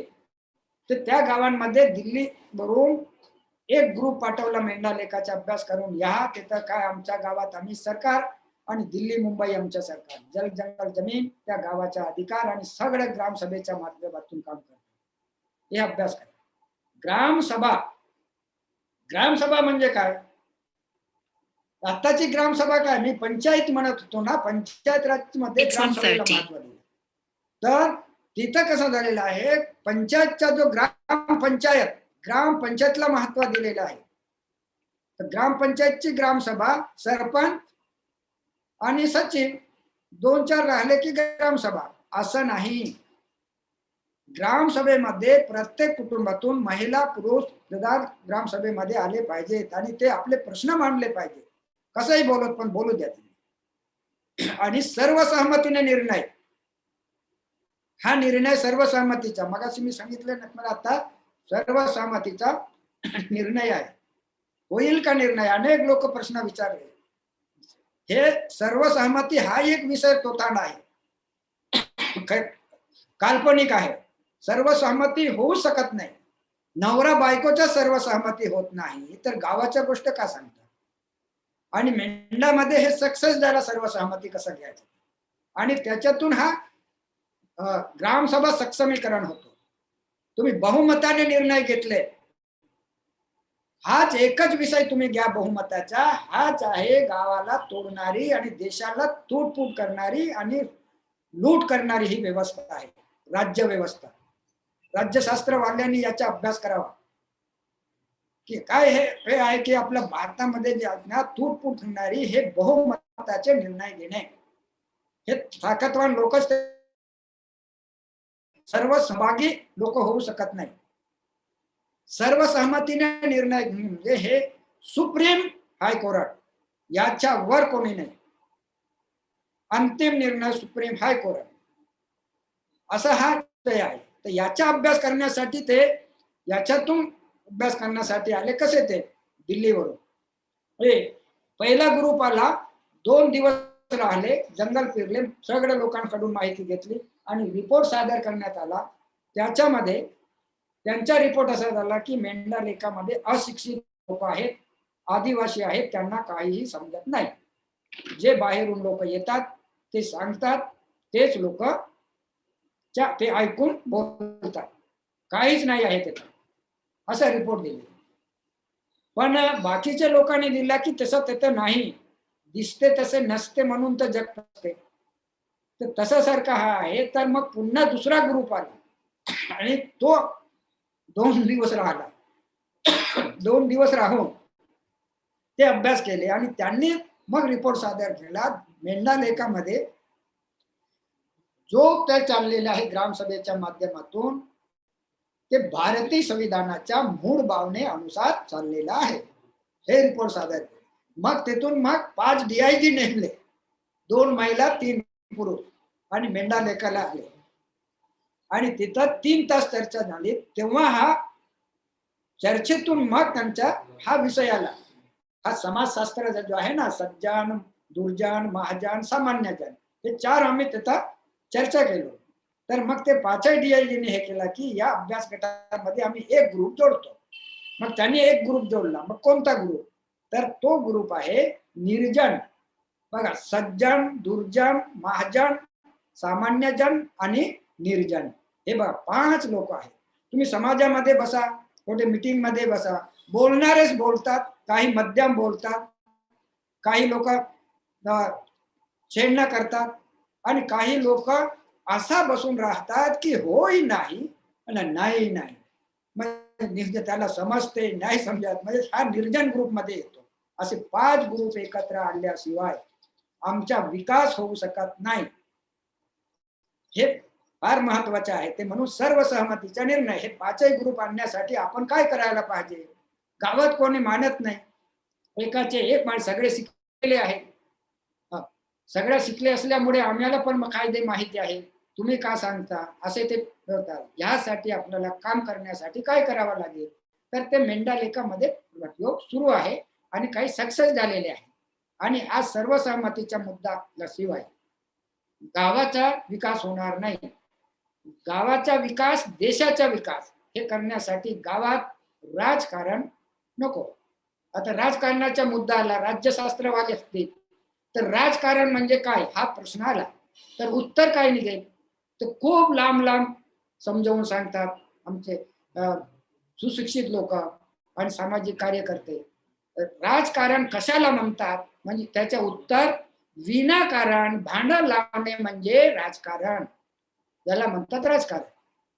तर यासाठी आपल्याला गावाचा विकास, देशाच्या विकासासाठी राजकारण न करता आपल्याला सर्व लोकांनी एकत्र येऊन हे काम करायचे आहे. त्यासाठी यंत्रणा आहे आणि याचा लोकांनी समजतो की बाई हे आदिवासी लोक गरीब आहेत. आता गडचिरोली ते जिल्ह्यातले लोक गरीब आहेत, अडाणी आहेत, अशिक्षित आहेत, त्यांना काही समजत नाही. इथले गडचिरोली जिल्ह्यातले लोक गरीब नाही, सोन्याच्या ढगावर बसले आहेत, पण चोर मात्र चारही बाजूनी घेराव केले आहे. इथं खाली जमिनीच्या खाली पण संपत्ती आहे, वर पण आहे, खूप संपत्ती आहे, तर त्याचा नियोजन नाही आणि अंमलबजावणी चांगल्या प्रकारे नसल्यामुळे इथले लोकांना रोजगार मिळत नाही आणि गरिबी असे संबोधले गेले. हे गरिबी मानव निर्मिती आहे, निसर्ग निर्मिती नाही. या देशातला एकही व्यक्ती गरीब नाही, सर्व श्रीमंत लोक आहेत. पण यासाठी आपल्याला अभ्यास करावा लागेल, त्याचा सर्वे करावा लागेल, खूप त्यामध्ये नियोजन करावं लागेल आणि अंमलबजावणी सहभागी पद्धतीने करावा लागणार आहे. आज आम्ही त्या हे कायद्याचाच अभ्यास करू. हे रोजगार हमी कायदा आहे, हा कायद्याचा आम्ही 20 वर्षाच्या पहिल्याच गावाचा रोजगार हमी गावाने तयार करावा, ग्रामसभेने त्यांनीच तयार करावा. सरकारचे रोजगार हमी नाही, सरकारी रोजगार हमी सरकारने मदत करावा. गावाचे रोजगार हमी गावाने हे करायचं. खूप विरोध झाला, चर्चा झाल्यानंतर आता मेंढा लेखाला ग्रामसभेला यंत्रणा म्हणून सरकारने मान्यता दिली. ग्रामपंचायत नाही, वन विभाग नाही, पंचायत समिती नाही, फक्त ग्रामसभा. म्हणून तर ग्रामसभाला मान्यता दिलेली आहे. वन हक्क कायदा आला, त्या कायद्यामध्ये खूप अडचणी येत गेले, पण त्याच्यावर अभ्यास करून सगळ्यांच्या सहभागाने लोकप्रतिनिधी, प्रशासनातील अधिकारी, सामाजिक कार्यकर्ते, सेवाभावी संस्थेचे सगळ्यांनी मिळून हे काम झालेलं आहे. आणि हा भारतीय संविधानाच्या मूळ भावनेनुसारच झालेला आहे, काही एका व्यक्तीचं काम नाही. आता तुम्ही म्हणाल की त्या एकाने असं काम केलेलं आहे, मेंढा लेखामध्ये देवाजी तोफानी काम केलेलं आहे हा नाव येतो, हा आत्ताच्या वेळेला हा लागू पडत नाही, तो पूर्वी होता. पूर्वी जसा पहाड मोठे झाले, हा घोटे वगैरे वाढले, त्या वेळेचा होता तो. आता नाही. त्यावेळेचे आमचे मोठमोठे महान तोर पुरुष, महामानव डॉक्टर बाबासाहेब आंबेडकर, राष्ट्रपिता महात्मा गांधी, लोकमान्य टिळक, सुभाषचंद्र बोस, असे अनेक क्रांतिकारी लोक आणि साधू संत हे पहाडीत नव्हते मोठे. आता नाही. आता आपण सहभागी लोकशाहीमध्ये आहोत ना, म्हणून एक व्यक्ती तर मोठा होऊ शकत नाही. आम्ही म्हटला गेलेला आहे. आम्हीच आहे. इथं काही कठीण नाही आहे, समजून घ्यायचं आहे. इथं एक मानसशास्त्र ओळखायचं आहे, समाजशास्त्र, मानवशास्त्र, हे सर्व शास्त्र ओळखायचं आहे. वेगवेगळे समाज आहेत, तर समाज असेल, परंतु त्या एकच माणूस आहे. माणूस एक आहे. म्हणून माणसाला जगावा लागेल आणि आज ते जवळ आलेले आहे, ते आता सुरू करावा लागेल. जमीन जंगल हा एका व्यक्तीची प्रॉपर्टी नाही, सर्वांचा हक्क आहे. जीव जंतू जेवढे ते प्राणी पक्षी आहेत त्यांचा पण हक्क आहे. त्यांचा ना कायमस्वरूपी ठेवून ह्या आपल्याला वापर करायचा आहे. त्यासाठी हा नियोजन सुरू आहे. वेगवेगळे काय आहे की संस्था काम करत आहेत, वेगवेगळे कॉलेज सुरू केलेले आहेत, विद्यापीठ सुरू केलेले आहेत. हे सगळ्यांनी एकमेकाच्या सहभागातून काम करायचं आहे आणि हे करावा लागेल. आणि आता त्या मेंढालेखा कसा फोकस मध्ये आला, तो कायद्याच्या अंमलबजावणी केला, आपले हक्क आणि अधिकार ओळखला, हे मागले नाही. तोच कायदा, तोच आहे, तेच सरकार आहे. सरकारकडे आपण जाऊ थोडा. सरकार बदलत नाही, पार्टी बदलते. नाही तर कोणालाही आम्ही सरकार म्हणतो, इथे एक बोलताप होत आहे. मंत्री बदलत नाही, पंतप्रधान मुख्यमंत्री बदलत नाही, व्यक्ती बदलतात. म्हणून कोणालाही सरकार म्हणणे हा एक गैरसमज आहे. हे सरकार कोणाचं आहे, कोणी निर्माण केला, कसा केला, त्याच्या डिटेल आम्ही जाणार नाही. म्हणून तो आता आम्हाला हा कायद्याच्या अंमलबजावणी पुरा देशभरात केलेले आहेत, पण कुठेच होत नव्हता. वन हक्क कायद्याला, पेसा कायद्याला, पंचायत ऍक्टच्या कायद्याला हा तोच आहे तिथं. म्हणून तो ग्रामपंचायतीला ह्या केंद्रित केलेले होते. ग्रामपंचायत म्हणजे हे मानव निर्मिती आहे. माणसांच्या त्या विकासाच्या नियोजनासाठी ते ग्रामपंचायत, अनेक गावाच्या एक ग्रामपंचायत कसे एकत्र लोक येतील. म्हणून त्यांना आम्ही सुचवलेलं होतं की भाई ग्रामपंचायत हे ग्रामसभेच्या दिवाणजीचं काम करेल. ग्रामपंचायत मालक नाही, ग्राम सभा मालक आहे. मोहल्ला, वार्ड, त्याच्यात पाडा हे आहेत, त्यातले लोकांच्या ते ग्रामसभा जो आहे ते तिथले प्राकृतिक संसाधनाच्या व्यवस्थापन, संरक्षण त्याच्या करण्यासाठी, संवर्धन करण्यासाठी ती ग्रामसभा जबाबदार असेल. त्यांना मदत सगळे डिपार्टमेंट करायचे आहे. अशा प्रकारे आम्ही, आणि तो कायद्यात तो लागू झाल्यानंतर हे सरकारने मान्यता तर दिलेली होती, सरकार दिले नाही लोकांना. हा वन हक्क कायदा जम्मू आणि काश्मीर सोडून संपूर्ण भारतात लागू झालेला आहे. शहरातही आहे आणि खेड्यातही आहे. काही लोकांचा गैरसमज आहे, ते आदिवासींसाठी आहे म्हणतात, हे चुकीचा समज आहे. सगळ्यांना हे वन हक्क कायदा लागू आहे आणि हा फार महत्वाचा आहे त्याच्यात. आणि ह्या लागू झाल्यानंतर त्याचा गौण वनोपज, टिंबर सोडून गौण वनोपज संपूर्ण ग्रामसभेची मालकी. आणि रेती आहे, गिट्टी आहे, गौण वनोपज, रेती, माती, गिट्टी, मुरुम वापरण्यासाठी त्यांना अधिकार आहे. प्रत्येक ग्रामसभांच्या गावातला, मोहलातला हे त्यांचे नियमावली माहित नाही, कायदे माहित नसल्यामुळे ते अडचणीत येतात. आणि त्यासाठी आम्ही हे केलं की बा हे एवढं आपल्याला वन हक्क कायदा लागू झाला आणि त्याच्यात आता पट्टा दिलेला आहे म्हणतात. पट्टा नव्हे, वन हक्कामध्ये लोकांना जे सामुदायिक वन हक्क पट्टा आणि वैयक्तिक पट्टा हे दिलेले आहेत, हे पट्टा नव्हे. ह्या पट्टा म्हटला की घाटा आहे. हा पट्ट्याचा अभ्यास करणे जरुरी आहे. हे पट्टा नव्हे, हे याला जोडपत्र 3 म्हणतात, अधिकार अभिलेख. आणि हे कोणी दिला, कोण मान्य केला? तर ग्रामसभेने मान्य दिलेलं आहे आणि शासनाने मान्य केलेलं आहे. आणि शासनाचे प्रतिनिधी 3 आहे, एक जिल्हाधिकारी, ट्रायबल डिपार्टमेंटचे कमिशनर आणि वन विभागाचे डीओ. 3 लोक साक्षीदार आहेत. यांना पट्टा मिळालेला आहे आणि ग्रामसभेने ते दिलेलं आहे. बघा, याच्या आता जमीन वगैरे कोण देणार? तर ग्रामसभा ही सरकार आहे आणि ग्रामसभेतूनच हे सर्व काम होते. अशा प्रकारे होता आणि तोच आम्ही अभ्यास करून अंमलबजावणी केली. तर वन विभागाने हे पट्टा तर दिले होते जोडपत्र 3, पण अधिकार नाही, तुम्हाला विकण्याचा अधिकार नव्हता. बांबू या तेंदू विकण्याचा अधिकार नव्हता. तर मग हे कागद देऊन काय उपयोग? हे कागदाला काय करतील लोक? मग त्याच्यावर अभ्यास करून मग त्याचा एक संघर्ष करण्यात आला. जसा संधी दिली म्हणलं, काल आपण सांगितलंय, त्याच्यानंतर 8 दिवसांना आपण साहेबांना सांगू. तर त्याच्यात अर्थ सरळ असं होतं की सांगितलं की नाराज होते म्हणलं. प्रश्न आहेत का? आणि त्याची आपल्या हातात अघोर सर, आपला माईक सुरू आहे, कृपया बंद करा. तर हा जो आहे ना, तर हा खरा आहे का? तुम्ही कागद दिलेले आहे, पण त्याचा उपयोग काय कागदाचा? खरोखर त्यांना अधिकार आहे की हक्क आहे हे कसं समजण्यात येईल? तर जर त्या शासनाने मान्यता दिलेली आहे तर ह्याचा उपयोग कसा करावा? तर त्यासाठी एक तर वन विभागाने काय म्हणाला की भाई, तुम्हाला बांबू विकता येणार नाही, तुम्हाला वापरता येईल गरजेपुरता, विकता येणार नाही आहे.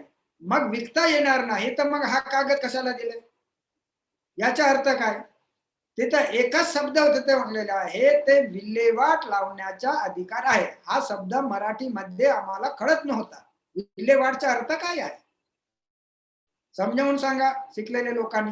मग त्यांना डीओ यांना विचारलं तर आम्हाला काही माहित नाही, पण तुम्हाला विकता येणार नाही. मग काय करता येईल? तुम्हाला पकडता येईल. मग त्याचा आम्ही अभ्यास केला की वन विभागाला पकडता येते, पण आम्हाला बांबू विकता येत नाही. आता आम्ही काय करायचा, एक एक बांबू तोडून प्रत्येक कुटुंबातून जाऊन की तोडून इथं आणायचा, गावामध्ये डेपो टाकायचा, आम्ही स्वतः विकून पाहू आणि वन विभागाने पकडावा. कसं पकडतात, कसे पिवर करतात, असा हा विषय आला समोर. आणि एक दिवस असा ठरवून सर्वसहमती निर्णय घेऊन महिला, पुरुष, युवकांनी जंगलात जाऊन पूजापती करून त्याचा एक एक बांबू तोडून आणले आणि गावात डेपो टाकले. वन विभाग, पोलीस रस्त्यावर येऊन अडवले नाही, ते शूटिंग केले, फोटो काढले, आम्ही त्यांचं शूटिंग केलं आणि गावात आणून डेपो टाकला. डेपोतून मग ते वन विभागाचे अधिकारी येऊन बैठक घेतले. हे तुम्ही बांबू तोडलेले आहे तर हे तुम्हाला विकता येणार नाही, तुम्ही आम्हाला डेपो द्या, डेपो मध्ये जमा करा, तुम्हाला मजुरी देऊ. लोक काय म्हणाले, आम्ही मजूर नाही, मालक आहोत.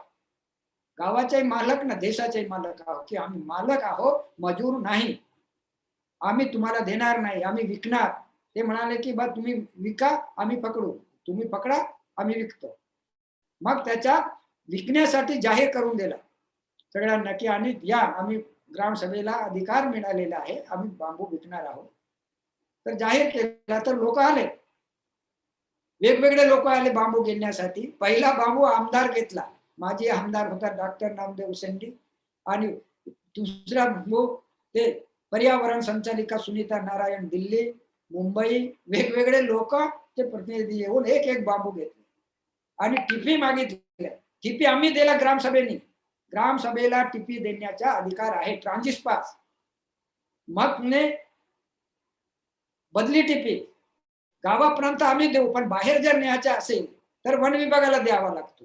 तर त्यासाठी टिपी मागितण्यात आला. तर आमदारांनी मागितला, पण त्यांनी अधिकाऱ्यांनी दिला नाही, उलट त्याच्यावर पिवर केला, म्हणजे कारवाई केली. आणि तो संघर्ष गल्लीपासून तर दिल्लीपर्यंत पोहोचला. आणि दिल्लीला जाऊन मुले त्यांच्या दिल्लीवरून मग ते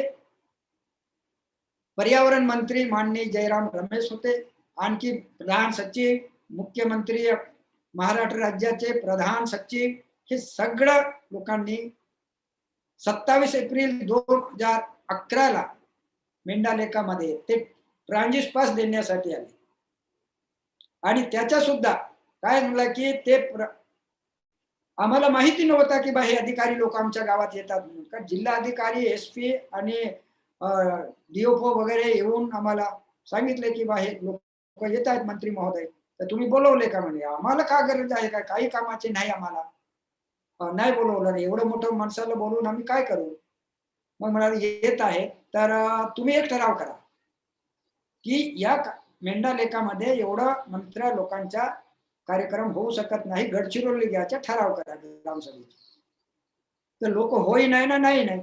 मग त्यांनी वापस गेल्यावर ठराव केले की ग्रामसभेने की आश्वासन आणि भाषण जर देत असतील तर आमच्या गावात मंत्री महोदयांनी येऊ नये. ठराव सर्वसहमतीने मंजूर. जर ट्रान्झिट पास देत असतील तर मंत्री महोदयांनी गावात येऊन आम्हाला ते द्यावं. सर्वसहमतीने ठराव मंजूर. 2 कलेक्टर आणि SP ला दिले. आणि इथं येताना त्या परवानगी शिवाय येता येणार नाही. आता बघा हा किती कठीण शब्द दिसतो. परवानगी मागावा लागतो.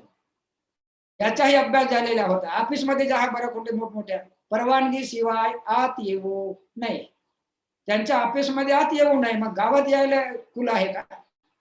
ग्रामसभेच्या परवानगी शिवाय इथं कुठल्याही काम करता येणार नाही, असं तो वाक्य आहे. तर त्यासाठी मग आम्ही ऐकला आणि अधिकाऱ्यांनी येऊन मग ते कार्यक्रम घेतले. आणि एक वाक्य आमच्या पूर्वीच त्यांना सगळ्यांना सुचवलेला होता, डायरेक्ट दिल्ली टू गल्ली आणि गल्ली टू दिल्ली, मधले दलाल नाही. हा वाक्य मंत्र्यापर्यंत पोहोचलेला होता.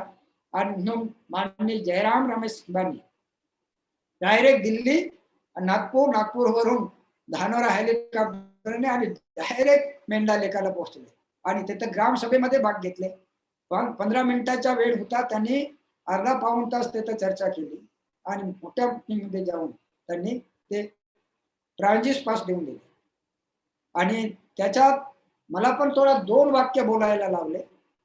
मला तेवढं लोकांमध्ये बोलायला सवय नव्हता, पण मी आता सवय लावावं लागला आणि 2-3 वाक्य बोललो शॉर्टकट मध्ये. एवढं लोकांमध्ये लांब लांब सांगण्यात काही अर्थ नाही. पहिला वाक्य होता की दिल्ली आणि मुंबई आमच्या सरकार, आमच्या गावात आम्हीच सरकार, जल जंगल जमीन गाव समाजाचा अधिकार, आमच्या सरकार आणि आम्हीच सरकार आता एका प्लॅटफॉर्मवर बसलेला आहे. आणि जल जंगल जमीनचा अधिकार ग्रामसभांना अधिकार मान्यता देत आहे.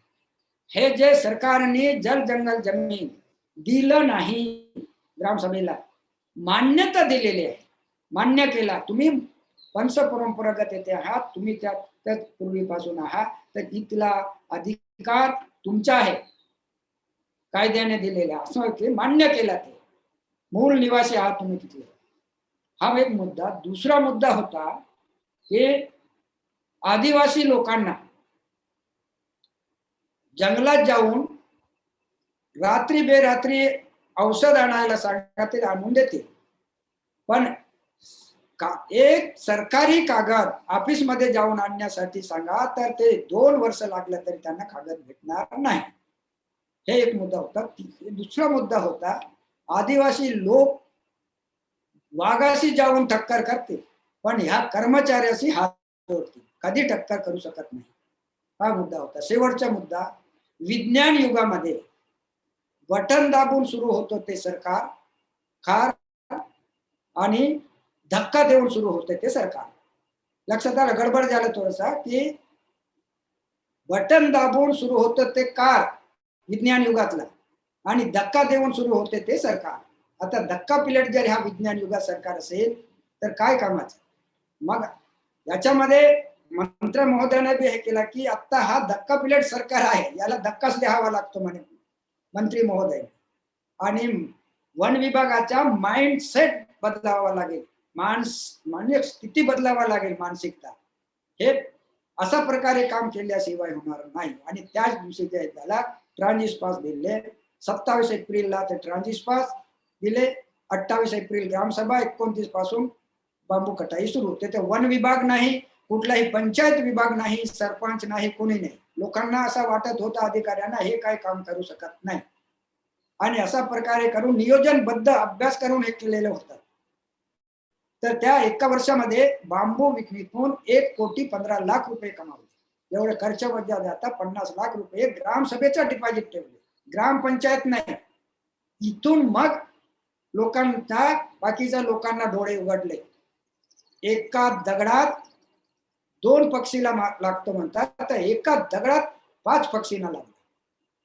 असा प्रकार झाला. सरकारलाही लागला, वन विभाग, स्वयंसेवी संस्थावाले होते, आणखी राजकीय नेत्यांना, आणखी आमच्या गडचिरोलीमध्ये आहेत बघा की एक सरकार आहे त्याला पण लागलं.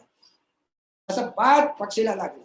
तेव्हा हा सगळा लोकांच्या झाल्यामुळे काही चुकाई झाल्या, पण ग्रामसभा आता सुरू करत आहे. तेंदू विकतात, बांबू विकतात, त्यांचा ग्रामसभेचा अधिकार आहे. हे सरकारच्या कायद्याच्या अनुसार आहे. ते हेच आहे त्यांच्या होता. ते आता सगळ्यांनी मदत करण्याचं आहे. आता काय कमी आहे नाही. तर यासाठी आपल्याला वेगवेगळे गडचिरोली जिल्ह्याचा खरा विकास जर करायचा असेल तर वन आधारित विकास. आता गडचिरोली जिल्ह्यात पण आहे, माहितच आहे. म्हणून आता अलग अलग न राहता आता आम्ही जिल्हाधिकारी साहेबांना सुचवलेलंच आहे की कन्व्हर्जन समिती, डिस्ट्रिक्ट कन्व्हर्जन समिती आणि तालुका कन्व्हर्जन समिती प्रत्येक महिन्याला तालुका लेवलवर सर्व डिपार्टमेंटचे एक व्यक्ती तिथं बसतील आणि अडचणी काय आहेत ते अडचणी तपासतील. त्याच्यावर उपाय गावातच केला पाहिजे आणि अधिकाऱ्यांनी इतर सामाजिक कार्यकर्त्यांनी मदत करायचं आहे. तर अशा प्रकारे केला तर आपण हे करू शकतो. असं मी माझं जास्तच लांब किती वेळ आहे, मला ते वेळेचं बंधन नाही दिले तुम्ही, आणि मग येतात थांबतो. तर चर्चा करायची असेल, प्रश्न करायचा असेल तर पण ज्याचे प्रश्न त्याचे उत्तर मी उत्तर देऊ शकणार नाही, सहभागी पद्धतीने उत्तर देऊ.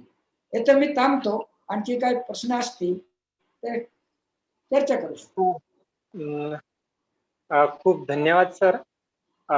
खर तर एकदम सुबोध सरळ भाषेत आपल्या लढाईचा प्रवास आपण उलगडला. एखाद्या प्रवाही नदीसारखं आपलं मनोगत, आपलं अनुभव कथन होतं आणि आम्ही सगळे त्या अनुभवाच्या त्या नदीमध्ये भिजत होतो. तब्बल जवळपास 2 तास ते 1.5 तास आपण आमच्या सगळ्या लोकांशी संवाद साधत होता. आपली ही लढाई ही हक्काची आणि स्वाभिमानाची होती. एका कवीने म्हटल्याप्रमाणे भुकेसाठी मागू नये भीक पोलादी हाताने, तुटू लागता आतडी सूर्य खुडावा दाताने. असा दुर्दम्य आशावाद पेरणारे आपले शब्द होते, आपले अनुभव होते. आणि तुकारामांनी म्हटल्याप्रमाणे की असाध्य ते साध्य करिता सायास कारण अभ्यास तुका म्हणे. आपल्या सर्व विचारांना आणि कृतीला अभ्यासाची बैठक होती आणि म्हणूनच आपण ही लढाई जिंकू शकला. आणि मी विश्वात आणि विश्व माझ्यात हा एक वेगळा प्रेरक विचार आपण या निमित्ताने दिला. गावापासून ते अखिल जगाच्या कल्याणाचा विचार करणारा हा जो विचार आहे तो ऐकणाऱ्या सगळ्यांनाच प्रेरणा देणारा आहे. काही प्रश्न होते प्रातिनिधिक स्वरूपात, चर्चा नाही होऊ शकणार कारण युट्यूब लिंक वरून काही लोकांनी प्रश्न विचारले आहे. त्यातले मोजके 1-2 प्रश्न मी घेतो आहे, आपल्याकडे वेळ कमी आहे. तर यामध्ये एक श्री गौतम मेश्राम सर आहे, त्यांनी एक प्रश्न विचारला होता. तो आमच्या म्हणजे अतिशय महत्वाचा होता तो प्रश्न की आमचे गाव आमचे सरकार या संकल्पनेमध्ये गावाची शाळा आणि मुलांचे शिक्षण याबाबत कशा पद्धतीने अंमलबजावणी केली जाते, आपण आम्हाला थोडक्यात मार्गदर्शन करावं. आणि मग दुसरा एक प्रश्न मी त्यानंतर आपल्या समोर ठेवतो. याचा आम्ही विचार केला होता की गावातली शाळा प्राथमिक जो आहे तो प्राथमिक शाळा ग्रामसभेने चालवावा, शासनाने मदत करावा. गावातलेच मुलं किंवा मुली किंवा इतर लग्न झालेले जे महिला आहेत त्यांच्यापासून सुरू करावा आणि त्याची व्यवस्था पूर्ण ग्रामसभेने करावा. आता आम्ही ते नियोजनामध्ये आणलेलं आहे. शासनाकडे त्या प्राथमिक शिक्षणासाठी काहीही हात पसरवू नका, ग्रामसभा करेल. स्वतःचा पैसा लावेल मुलांसाठी, तेव्हाच तो शिक्षण चांगला होऊ शकेल असं आमच्या पुढच्या प्लॅनिंग आहे. आणि ते तुम्ही सुरू करणार प्रत्येक गावात, आणि त्याच्यानंतर मग शासन मदत करेल अशा प्रकारे आम्ही केलेलं आहे. तो शिक्षण कसा असावा, कोणत्या पद्धतीने असावा, तर त्यांना त्या जंगलातले जे आहे झाड आहे, प्राणी पक्षी आहेत, नदी आहेत, मासे आहेत, हे तर त्या कृतीतूनच त्यांना शिक्षण. 1 तास त्या लिहिण्या वाचण्यामध्ये घालवा, बाकी कामामध्ये शेती कसा करावा, फरे कसा बनावा, धान कसे लावा, त्यांच्या मुलांच्या एक शेतीच करून टाकायचा. याच्यातूनच तुमच्या अन्नधान्याचा प्रश्न सुटावा, शासनाकडून नाही, असा एक आमचा सोच आहे. आणि हे आम्ही करणार. आमच्याकडे आता सरांचं आता अनुभवातून शिक्षण आणि कृतीतून संशोधन. खूप सुंदर. आणि ग्रामसभेने सगळ्या मुलांची जबाबदारी उचलावी हा खरंच खूप चांगला विचार आहे. इतर ग्रामसभांसाठी सुद्धा तो म्हणजे विचार करण्यासारखा आहे. खूप खूप धन्यवाद. आणि एक दुसरा महत्वाचा प्रश्न जो करंट इश्यूशी संबंधित आहे, की आपण बघतोय की सध्या कोरोनाला टोचून घेण्यासंदर्भात अनेक गैरसमज आहे आणि लोक त्याला नकार देत आहे. तर आपण या संदर्भात काही उपाययोजना केल्या आहेत का, आणि आपल्या गावामध्ये या संदर्भात काही झालं आहे का? हा कोरोना बद्दलचा असं आहे की कोरोना काही नवीन बिमारी नाही. तर गावामध्ये आम्ही असं केलं की ग्रामसभेच्या माध्यमातून आपला पारंपरिक पद्धतीने त्यांचा जो आहे त्या बिमारी बद्दलचा ते करतात. आणि शासन लेवलवर आता गैरसमज जो पसरलेला आहे, तो बाहेरून कोणीतरी सांगतो की हा लस दिल्यामुळे लोक मरतात, खूप मेले, किडनी काढतात, हा नपुसक बनवतात लोक, असं म्हणायला लागले की आता सरकारने जनसंख्या कमी करण्याच्या प्रयत्नात आहे. अनेक प्रश्न आहेत, पण हे काल्पनिक आहेत ना, हा अफवा आहे. तर आम्ही याच्यावरही आम्ही आता अभ्यास गटामध्ये चर्चा करतो. आमच्या युनिटी आहे, संघटन आहे, गडचिरोली जिल्ह्याच्या ग्रामसभांच्या महासंघटना आहे. आणि या संघटनेमध्ये सगळे लोकांना आम्ही इन्व्हॉल्व केलेले आहे. आणि हा गैरसमज दूर करण्यासाठी जनजागृतीचा कार्यक्रम, आता आमचे जे उद्घाटक होते ना साहेब, जिल्हा अधिकारी साहेब, सीओ साहेब आहेत, SDO साहेब आहेत, तहसीलदार, BDO, सर्व कर्मचारीचा कन्वर्जन समिती म्हणतो ना, तसं सगळे लोक एकत्र या आणि लोकांचा गैरसमज प्रश्न विचारा त्यांच्यापासून. ते आता हळूहळू लोक तयार झाले. आम्ही 2-3 मिटिंगा घेतले. जिल्हाधिकारी साहेब आमच्या धानोराला येऊन ते जनजागृतीचा कार्यक्रम घेतले. आणि बाकी आम्ही वेगवेगळ्या ठिकाणी जात आहोत. सीओ साहेब येतात, तहसीलदार, BDO आणि SDO साहेब, असा वेगवेगळ्या ठिकाणी आम्ही जाऊन हे केलं. तर हा कोरोना हा एक दहशत आहे. आणि कोरोना एक व्हायरस जो कमी आहे, पॉलिटिकल व्हायरस जास्त आहे. त्याच्यामुळे याच्यातून समजून घ्या, काहीच नाही आहे कोरोना म्हणजे, काय भीती बाळगण्याची जरूरत नाही. आणि त्याला दुसरा दवाई पण नाही, की आपला शिस्त, थोडं सभ्यता, हे आचार विचार हे महत्वाचे आहेत. काय असं कोरोना बद्दलचं आमचा आहे की आम्हाला प्रश्न विचारतात, आम्ही जे समजतं तेवढं आम्ही सांगतो. कोरोना काय हा संपणारा काम नाही आहे. हजारो वर्षापासून आलेले आहेत. भारतातले मानवाने कसं कसं उपाय शोधला आणि अजूनही आहेत. आणि पुढे हे बिमारी येणार आहे, आणखी जटिल होईल. हा कोरोना बिमारी कोणी दुसरा आणलेला नाही, आम्ही निर्माण केलेला हा बिमारी आहे. त्या जंगलाला सत्यानाश केला, पाण्याला खराब केला, जमिनीला केला. 90% जहर खाता हो, शहर में जहर, जंगल में मंगा, अशा प्रकारे हा आहे. धन्यवाद सर. खूप चांगल्या पद्धतीने आपण या दोन्ही प्रश्नांची उत्तरं दिली. आणि यानंतर मी वळतो आहे आपल्या अध्यक्षीय समारोपाकडे. मी विनंती करतो आमच्या संस्थेचे एक मिनिट सर, मी एक बोलतो. आम्ही ज्या ठिकाणी हे बसलेले आहेत तिथे आमचे सर आहेत, डॉक्टर कुंदन दुपारे सर, प्रोफेसर गौर सर, आणि यांच्या आम्ही आमच्या आणि गोंडवाना विद्यापीठाचेही आमचे कुलगुरू वगैरे सगळे आमचे होतात. त्याच्यातून आमच्या अभ्यासातून असं म्हणला की ह्या शिक्षणामध्ये ह्या आपण कॉलेज विलेज नॉलेज, म्हणून हा विलेजचा नॉलेज होणे जरुरी आहे. आपण कॉलेजचा नॉलेज आहे पण विलेजचा नॉलेज नाही आहे. विलेज कडे चला, एवढंच सांगायचं होतं. बरोबर सर. गावाकडे चला, खेड्याकडे चला, हे आपल्या अनेक लोकांनी सांगितलेलं आहे. आपण ते पुन्हा एकदा आपल्या कृतीतून ते सिद्ध केलं आहे. आपण फार मौलिक आणि महत्वाचे विचार आमच्या सगळ्यांसाठी या ठिकाणी व्यक्त केले. खूप खूप धन्यवाद सर. मी डायट गडचिरोलीच्या वतीने आपले मनपूर्वक आभार मानतो. यानंतर अध्यक्षीय समारोपासाठी मी आमंत्रित करतो आमच्या संस्थेचे प्राचार्य आदरणीय श्री शरदचंद्र पाटील साहेब. हॅलो, पुढील आवाज येतो का? हो सर, आवाज येतोय. सर्वांना नमस्कार. आजच्या आपल्या ह्या प्रकाशाचे पंख या कार्यक्रमाचं आज आपण लॉन्चिंग केलं. माननीय मुख्य जिल्हाधिकारी साहेबांच्या हस्ते याचं उद्घाटन झालं आणि पहिलेच अतिथी आपण माननीय देवाजी तोफा यांना निवडलं होतं. खरं म्हणजे देवाजी तोफाचे विचार म्हणजे तो भाषणाचा प्रकारच नव्हता, सगळं जीवन अनुभवातून असं त्यांनी उलगडत गेले होते. आणि हे सगळं करण्यासाठी मात्र वेळ हा एवढा 1 किंवा 2 तास नक्कीच पुरेसा नाहीये. आणि त्यांना बोला म्हटलं तर ते 5 तासही बोलू शकतात असं मला पक्का विश्वास आहे. कारण संपूर्ण जीवन प्रवासच त्यांचा कृतीतून घडलेला आहे. त्याच्यामुळे सांगण्यासारखे इतके अनुभव त्यांच्याकडे आहेत. गावाच्या विकासाचे, समाजाच्या विकासाचे, घडवण्याचे की ते नाही आहे. त्यांनी फार सुंदर आपला जीवन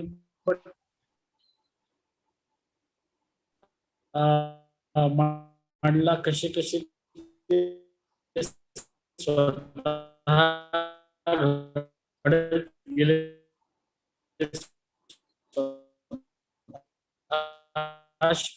गेले आणि याच्यासाठी त्यांनी मिळवली.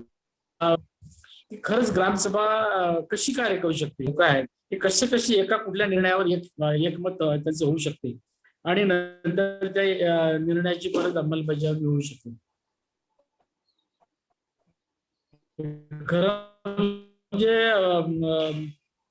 इमॅजिनेशनच्या पलीकडे आहे.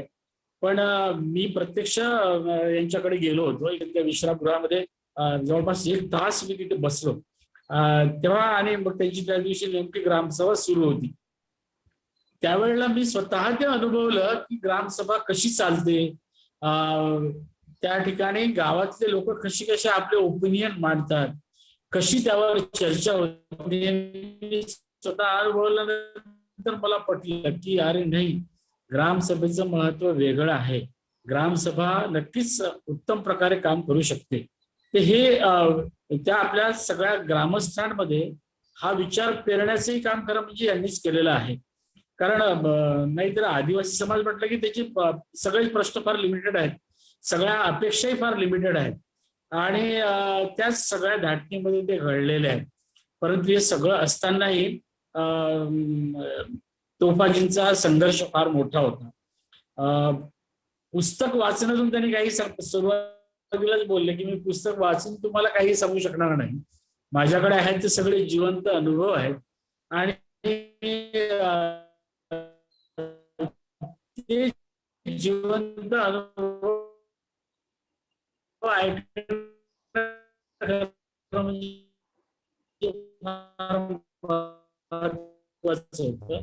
वन हक्काचा खरा अर्थ काय म्हणजे कोणत्या बाबतीत जनसामान्यांना संविधानाचं महत्व काय किंवा त्यांना त्यांचा फायदा काय, ते हे इतक्या सुंदर साध्या सोप्या भाषेमध्ये त्यांनी विशद केलं की मला ते अतिशय भावलं. आणि सगळ्यात महत्वाची गोष्ट म्हणजे जेव्हा केव्हा देवाजी तोफांचं नाव येतं त्यावेळेला आवर्जून मावा नाटे महाराज हे वाक्य तर जरूर येतं कुठेही. पण त्याचा नेमका अर्थ काय, या आपण सगळेच म्हणतो की आमच्या गावात आम्हीच सरकार, पण त्याचा नेमका अर्थ कसा, त्या तेवढ्याशा एका वाक्याने त्याचा अर्थ अभिप्रेत होत नाही. तर त्याच्या पुढे आम्हाला हे पण जोडावं लागेल की दिल्ली मुंबईत आमचे सरकार आणि आमच्या गावात आम्हीच सरकार. हे जेव्हा पुढे येतं तेव्हा खऱ्या अर्थाने आणि आम्हीच सरकार म्हणजे काय, आम्हीच सरकार म्हणजे काय हे सुद्धा फक्त आम्हीच सरकार म्हणून चालणार नाही, तर सरकार म्हणजे आमची भूमिका काय आहे. आणि आम्ही सरकार जेव्हा म्हणतो तेव्हा शासनाची भूमिका साध्या सोप्या भाषेमध्ये विशद केलं की मला ते अत्यंत भावलं. जे लोक ऐकत असतील नक्कीच त्या सगळ्यांना या बाबी कळाल्या असतील. आणि अनेक अशा गावांसाठी देवाजी तोफा हे नक्कीच एक दीपस्तंभासारखे आहे. त्यांचे विचार अनेक लोकांनी घेण्यासारखे आणि ते प्रत्यक्ष अंमलबजावणी करण्यासारखे आहेत. मला आनंद होतो की गडचिरोली जिल्ह्यामध्ये या बाबतीतली जनजागृती बऱ्यापैकी आहे. त्यांच्याच वक्तव्यातून हे पण समजलं की आता वनहक्काबाबत लोक जागरूक झालेले आहेत. आपल्या वन उपज किंवा वनांपासून मिळणारे जे उत्पन्न आहे त्याच्या बाबतीत आता ग्रामसभा जागरूक होत आहेत आणि मग ते त्या सगळ्या उत्पादनाची विक्री कशी करायची आणि त्यातून गावाचा विकास कसा करायचा हे फार सुंदर रीतीनं करताना आता त्यांना ती दिशा मिळत आहे. ही एक फार चांगली गडचिरोली जिल्ह्यासाठी अतिशय अभिमानाची बाब आहे. शेवटी एक आपला म्हणजे जी सुरुवात आहे ती फारच सुंदर झाली आणि या अशा परिस्थितीमध्ये खरं म्हणजे त्यांच्या गावामध्ये नेटवर्कचा प्रश्न आहे पण तरीही त्यांनी इथे येऊन आपल्या सगळ्यांना मार्गदर्शन केलं, आपल्यासाठी इतका वेळ दिला.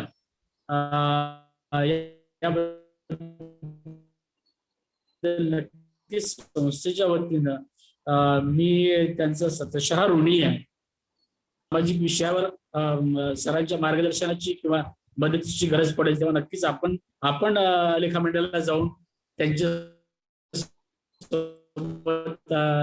याविषयी चर्चा करू, त्यांचं मार्गदर्शन घेऊ. पुनश्च एकदा मी सरांचं धन्यवाद मानतो संस्थेच्या वतीनं आणि थांबतो. थँक्यू.